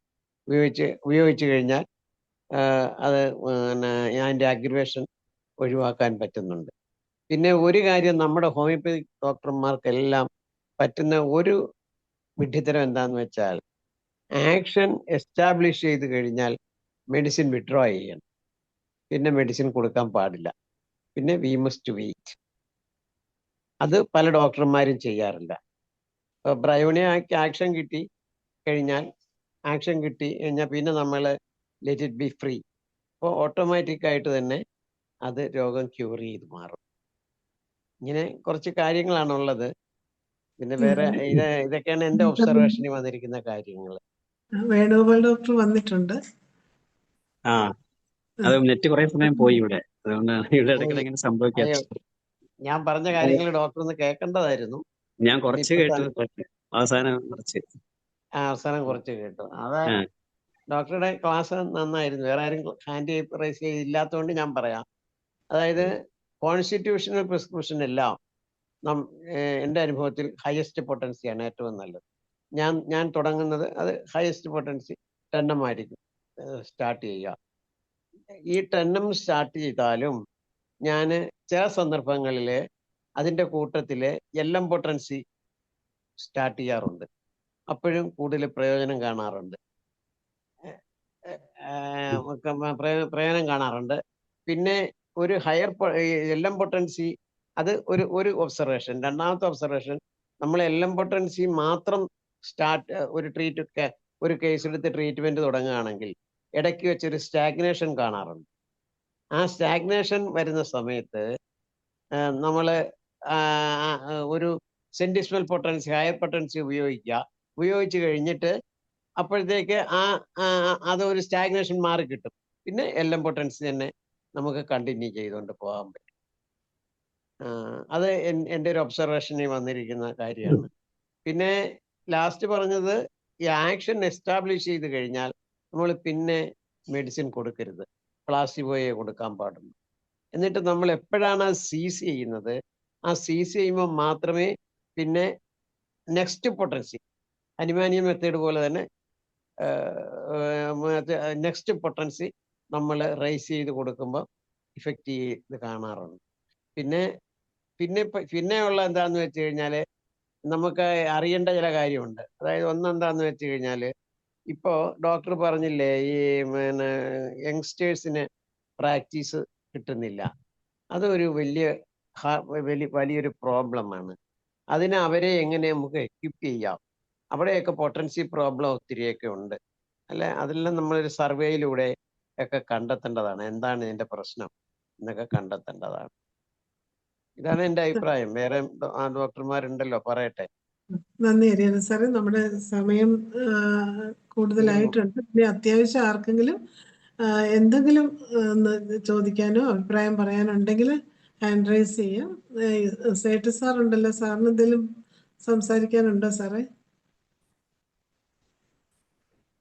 സാറ് കോഹോസ്റ്റ് ആയിട്ടുണ്ട്. പ്രത്യേകിച്ചൊന്നും പറയാനില്ല. എന്നാലും പുള്ളിയുടെ ക്ലാസ് വളരെ നന്നായിരുന്നു. കാരണം എല്ലാ കാര്യങ്ങളും ടച്ച് ചെയ്തിട്ട് പുള്ളി സംസാരിച്ചിട്ടുണ്ട്. പൊട്ടൻസിയെ പറ്റിയും പത്തോളജിയെ പറ്റിയും എല്ലാം നന്നായിട്ട് പറഞ്ഞിട്ടുണ്ട്. അദ്ദേഹത്തിൻ്റെ അഭിപ്രായങ്ങൾ പലതും എനിക്ക് അംഗീകാരമുള്ള കാര്യങ്ങളാണ്, ഞാനും ചെയ്യുന്ന കാര്യങ്ങൾ. അപ്പോൾ അതുമായിട്ട് വേറെ ഡോക്ടറും കൂടെ അഭിപ്രായം പറഞ്ഞല്ലോ, ഹരിഹരൻ സാറ്, അതും ആ രീതിയിൽ നല്ല ചെയ്യാം. ഒരു നേരത്തെ ഒരു ഘട്ടമായിട്ട് മുന്നോട്ട് പോകുമ്പോൾ ഹോമിയോപ്പതി ആകുമ്പോൾ അങ്ങനെയാണ്. ഹോമിയോ ആകുമ്പോഴേ ഒരു ഘട്ടമായിട്ട് മുന്നോട്ട് പോകാൻ പറ്റില്ല. അതിൻ്റെ രോഗത്തിന് ദൈർഘ്യം അനുസരിച്ച് പൊട്ടൻഷ്യൽ ചേഞ്ച് ചെയ്യാം, എന്തെങ്കിലും ചെയ്യാം. പക്ഷെ ഒരു കാര്യം ഹരിഹരൻ സാർ പറഞ്ഞത് എനിക്ക് യോജിക്കാൻ പറ്റുന്നില്ല. ഒന്ന് വെച്ചാൽ ഒരു ഹൈ പൊട്ടൻസി കൊടുത്തിട്ട് അതിൻ്റെ തന്നെ ലോ പൊട്ടൻസി വീണ്ടും കൊടുക്കുക, അത് ഞാൻ അംഗീകരിക്കുന്നില്ല. കാരണം അങ്ങനെ ആക്ഷൻ കിട്ടുമെന്ന് എനിക്ക് സംശയമാണ്. ഞാൻ കൊടുത്തു നോക്കിയിട്ടില്ല. അങ്ങനെ കൊടുത്തു നോക്കാൻ തന്നെ കാരണം പ്രിൻസിപ്പൾ അനുവദിക്കുന്നില്ല, അതുകൊണ്ടാണ് കൊടുക്കാത്തത്. അതെല്ലാം വെച്ച് നോക്കിയാൽ അദ്ദേഹം നടത്തിയ അഭിപ്രായങ്ങളും എല്ലാം വളരെ നന്നാണ്. ഒരുപാട് കാര്യങ്ങൾ യങ്സ്റ്റേഴ്സിന് പഠിക്കാനുണ്ടാവും. ഇവിടുത്തെ നമുക്കൊരു പരാജയം വെച്ചാൽ നമ്മുടെ യങ്സ്റ്റേഴ്സിൻ്റെ എല്ലാവരെയും വിളിക്കുന്നുണ്ടെങ്കിലും ആരും വരുന്നില്ല. ഇന്നാണ് ഏറ്റവും കൂടുതൽ 44 ആളുകൾ വന്നത്. ഒരു പക്ഷേ വേണുഗോപാൽ സാറിൻ്റെ ക്ലാസ് നന്നായിട്ട് കേട്ടുകൊണ്ടായിരിക്കാം വന്നത്. അല്ലെങ്കിൽ 18 20 ഒക്കെ തന്നെ എനിക്കുള്ളൂ. എന്താണ് എനിക്ക് അഭിപ്രായം പറയുന്നത്. നന്ദി സാറേ. ഇനി നമുക്ക് ബിനോയ് ഡോക്ടർ ഹാൻഡ് റൈസ് ചെയ്തിട്ടുണ്ട്. നമുക്ക് വളരെ കുറച്ച് സമയമുള്ളൂ. ഡോക്ടർ ചുരുക്കി കാര്യങ്ങൾ പറഞ്ഞിട്ട് സാറിന് നന്ദി പറയണേ. ക്വിക്കായിട്ട് പറഞ്ഞോളാം. ഹരിഹരൻ ഡോക്ടർ പറയുന്നുണ്ടായിരുന്നു മെഡിസിൻ വിഡ്രോ ചെയ്യുന്നതിനെ പറ്റി. അപ്പോൾ ഒരു ടിഞ്ചർ നമ്മൾ ക്യൂ ആണ് അഡ്മിനിസ്റ്റർ ചെയ്യുന്നത്, നമുക്ക് ഗുഡ് റിസൾട്ട് ഉണ്ടെങ്കിൽ what's the pattern we will withdraw the medicine? ആ ടിഞ്ചർ നമ്മൾ എപ്പോൾ വിഡ്രോ ചെയ്യും? അതാണ് ഒരു ക്വസ്റ്റ്യൻ ആണ്. അപ്പോൾ അതിനൊരു എക്സാമ്പിൾ ക്രേറ്റകസ് ആണ് നമ്മൾ അഡ്മിനിസ്റ്റർ ചെയ്യുന്നത്, അതിന് നല്ല റിസൾട്ട് കിട്ടുന്നുണ്ട്. അപ്പോൾ നമ്മളത് ഏത് സ്റ്റാൻഡിൽ എപ്പോഴാണത് വിഡ്രോ ചെയ്യാനുള്ളത്, അതിൻ്റെ പാറ്റേൺ എന്താണ് ഫോളോ ചെയ്യേണ്ടത് ഡോക്ടറെ? എനിക്ക് തോന്നുന്നു ഡോക്ടർ ഹരിഹരൻ കൂടുതൽ അങ്ങനെ ഒരു സമയം ഇല്ലല്ലോ ഡോക്ടറെ. ഹരിഹരൻ ഡോക്ടർ അഭിപ്രായം പറയുന്നത് നല്ലത്. ഹരിഹരൻ സാറിന് മറുപടി ഉണ്ടോ സാറേ? ഹരിഹരൻ സാറേ മ്യൂട്ടാണ്. നെറ്റ് പിന്നെയും പോയി. ഡോക്ടർ ഹരിഹരൻ സാറില്ല. ഉണ്ടല്ലോ സാർ.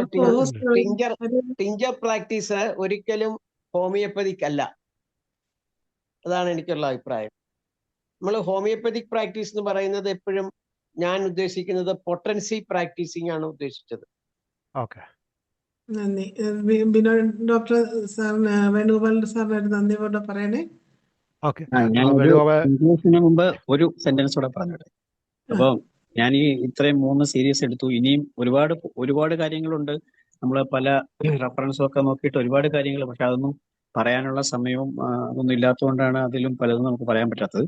എങ്കിലും നമുക്ക് ഒരു ഹോമിയോപ്പതിക്, അതായത് ഒരു 3 ക്വസ്റ്റ്യൻ നമ്മൾ ആൻസർ ചെയ്യുക. What are the basic principles of homoeopathic പോസ്റ്റോളജി?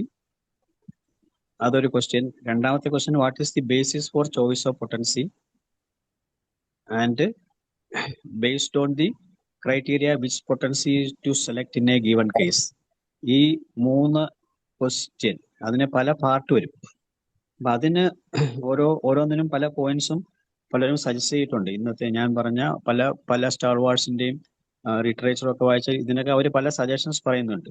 അപ്പൊ ഇതൊക്കെ ക്രോഡീകരിച്ചുകൊണ്ട് നമ്മൾ ചില ക്വസ്റ്റനെയറൊക്കെ ഉണ്ടാക്കിയിട്ട് ഈ IFPHന്റെ പ്ലാറ്റ്ഫോമിൽ നമ്മൾ ഇട്ടാൽ അപ്പൊ ഇതുപോലെ നമ്മുടെ കൂട്ടത്തിലുള്ള പ്രഗത്ഭരായ ഡോക്ടർമാർ അവരുടെ അഭിപ്രായങ്ങളും അവരുടെ പ്രാക്ടീസിലുണ്ടായ ക്ലിനിക്കൽ പ്രാക്ടീസ് കൂടെ മാത്രമേ നമുക്കിത് ശരിയായ ഉത്തരം കണ്ടെത്താൻ പറ്റൂ. എത്ര ലോയികളും എത്ര ഇതൊക്കെ ഉണ്ടെങ്കിലും അതിന്റെ കറക്റ്റ് ഉത്തരം എന്ന് പറയുന്നത് നമ്മളെ ഇതാണ്. പിന്നെ ടിഞ്ചറിന്റെ കാര്യത്തെ കുറിച്ച് ഡോക്ടർ ചോദിച്ചു. അപ്പം നമുക്കറിയാം ഹനുമാൻ ആദ്യം പ്രൂവ് ചെയ്ത് ടിഞ്ചറാണ്, സിങ്കോണ മദർ ടിഞ്ചറാണ്. പിന്നെ ആ കാലത്ത് ഏറ്റവും കൂടുതൽ ലോവർ പൊട്ടൻസികളായിരുന്നു ഉപയോഗിച്ചിരുന്നത്. പിന്നെ ആദ്യകാലത്ത് പിന്നെ അതിന്റെ അഗ്രവേഷനും അത് കെമിക്കൽ ഞാൻ പറഞ്ഞ അഗ്രവേഷൻ ഉണ്ടാക്കുന്നതിന്റെ കാര്യം ഞാൻ എന്താണെന്ന് പറഞ്ഞു. കെമിക്കൽ ആക്ഷൻ ആണ് അവിടെ വരുന്നത് കൂടുതലും ടിഞ്ചറുകൾ. അപ്പൊ ആ ഒരു കുറച്ച് നാൾ കഴിയുമ്പോഴത്തേക്കും അത് വീണ്ടും അഗ്രവേഷൻ ഉണ്ടാക്കുന്നു. അപ്പൊ അതുകൊണ്ട് അത് തുടർന്നു പോകുന്ന കാര്യത്തിൽ നമുക്ക് വിവിധ അഭിപ്രായങ്ങളുണ്ട്. അതിന്റെ ഫാർമക്കോളജിക്കൽ ആക്ഷൻ ഒക്കെ പഠിക്കുകയാണെങ്കിൽ നമുക്കത് ഇതിന്റെ ചില പ്രശ്നങ്ങൾ കണ്ടെത്താനും പറ്റും. അപ്പൊ അതുകൊണ്ട് അതിനെ നമ്മൾ ആവശ്യാനുസരണം ഉപയോഗിക്കാം എന്നല്ലാതെ ഒരു കാലഘട്ടം വരെ ഉപയോഗിക്കാം. പിന്നെ നമ്മളത് സ്റ്റോപ്പ് ചെയ്തുകൊണ്ട് മറ്റ് കോൺസ്റ്റിറ്റ്യൂഷണൽ പ്രിസ്ക്രിപ്ഷനിലോട്ട് പോകാൻ പറ്റും. അപ്പൊ അവിടെ ആവശ്യമുണ്ടെങ്കിൽ മാത്രം എമർജൻസി ആയിട്ട് കൊടുക്കാം. നമ്മളൊരു വിഡ്രോയൽ സിംറ്റംസ് ഒന്നും ഉണ്ടാകുമെന്ന് പ്രതീക്ഷിക്കേണ്ട. അപ്പൊ അതുകൊണ്ട് അങ്ങനെ ഒരു സ്റ്റഡി നടത്തണമെന്ന് ആണ് എന്റെ അഭ്യർത്ഥന. അതിനുവേണ്ടിയാണ് ഞാൻ ഇത്രയും കാര്യങ്ങൾ ഇവിടെ ചെറുതായിട്ട് എന്റെ കഴിവിനനുസരിച്ച് അവതരിപ്പിക്കാൻ ശ്രമിച്ചത്.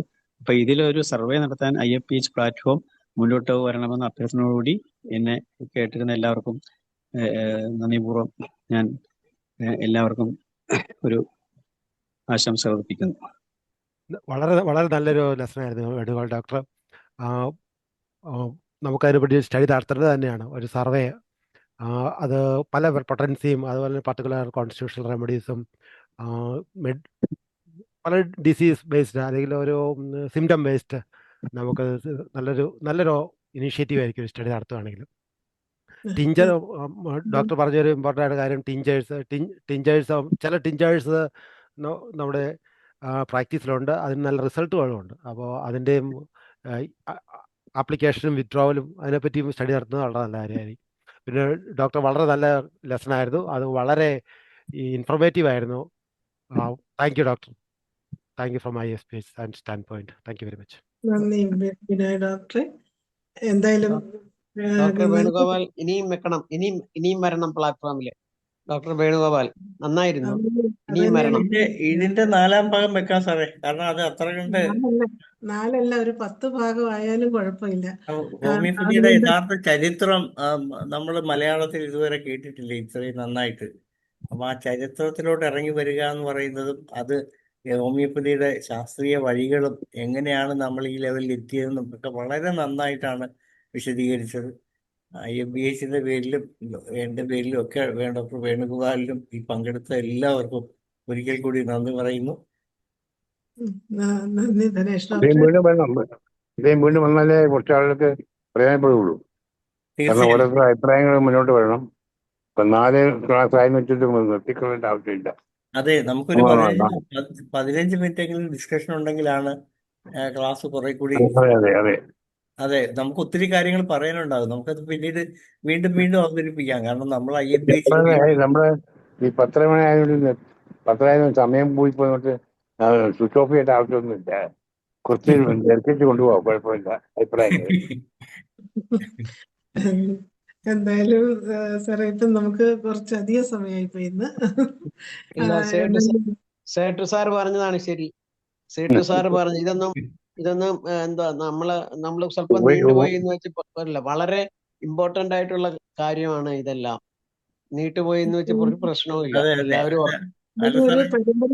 പരമ്പര പോലെ നമുക്കിതിന് നടത്തി മുന്നോട്ട് കൊണ്ടുപോകാം. ഇതിന്റെ 4-ാം ഭാഗം നമുക്ക് കഴിയുന്നതും അടുത്ത ആഴ്ച തന്നെ വെക്കാം സാറേ. അതെ, അപ്പം ഏതായാലും ഇത്രയും നല്ലൊരു ക്ലാസ്, വളരെ വളരെ ഇൻട്രസ്റ്റിംഗ് ആയിട്ടൊരു ക്ലാസ് ആയിരുന്നു വേണുഗോപാൽ സാർ ഡോക്ടർ നമുക്ക് തന്നത്. അത് പരമ്പരയായിട്ട് തന്നെ പോകണം. അത് എത്ര എപ്പിസോഡായാലും കുഴപ്പമില്ല, മുന്നോട്ട് കൊണ്ടുപോകണമെന്ന് ഒരിക്കൽ കൂടി വേണുഗോപാൽ ഡോക്ടറുടെ അഭ്യർത്ഥിക്കുകയാണ്. ഇത്രയും നല്ലൊരു ക്ലാസ് എടുത്തതിന് വീണ്ടും ഒരിക്കൽ കൂടി നന്ദി അറിയിക്കുകയും ഡോക്ടറുടെ അടുത്ത ക്ലാസ്സിന് വേണ്ടി ഞങ്ങൾ ആകാംക്ഷയോടെ കാത്തിരിക്കുകയും ചെയ്യാണ്. ഇന്നത്തെ ഈ 1977 സൂം വെബിനാർ വളരെയധികം ഭംഗിയായി തീർന്നു. ഇതിൽ പങ്കെടുത്ത എല്ലാവർക്കും ഒരിക്കൽ കൂടി നന്ദി അറിയിച്ചുകൊണ്ട് ഈ സൂം വെബിനാർ ഇവിടെ അവസാനിക്കുകയാണ്. എല്ലാവർക്കും ശുഭരാത്രി.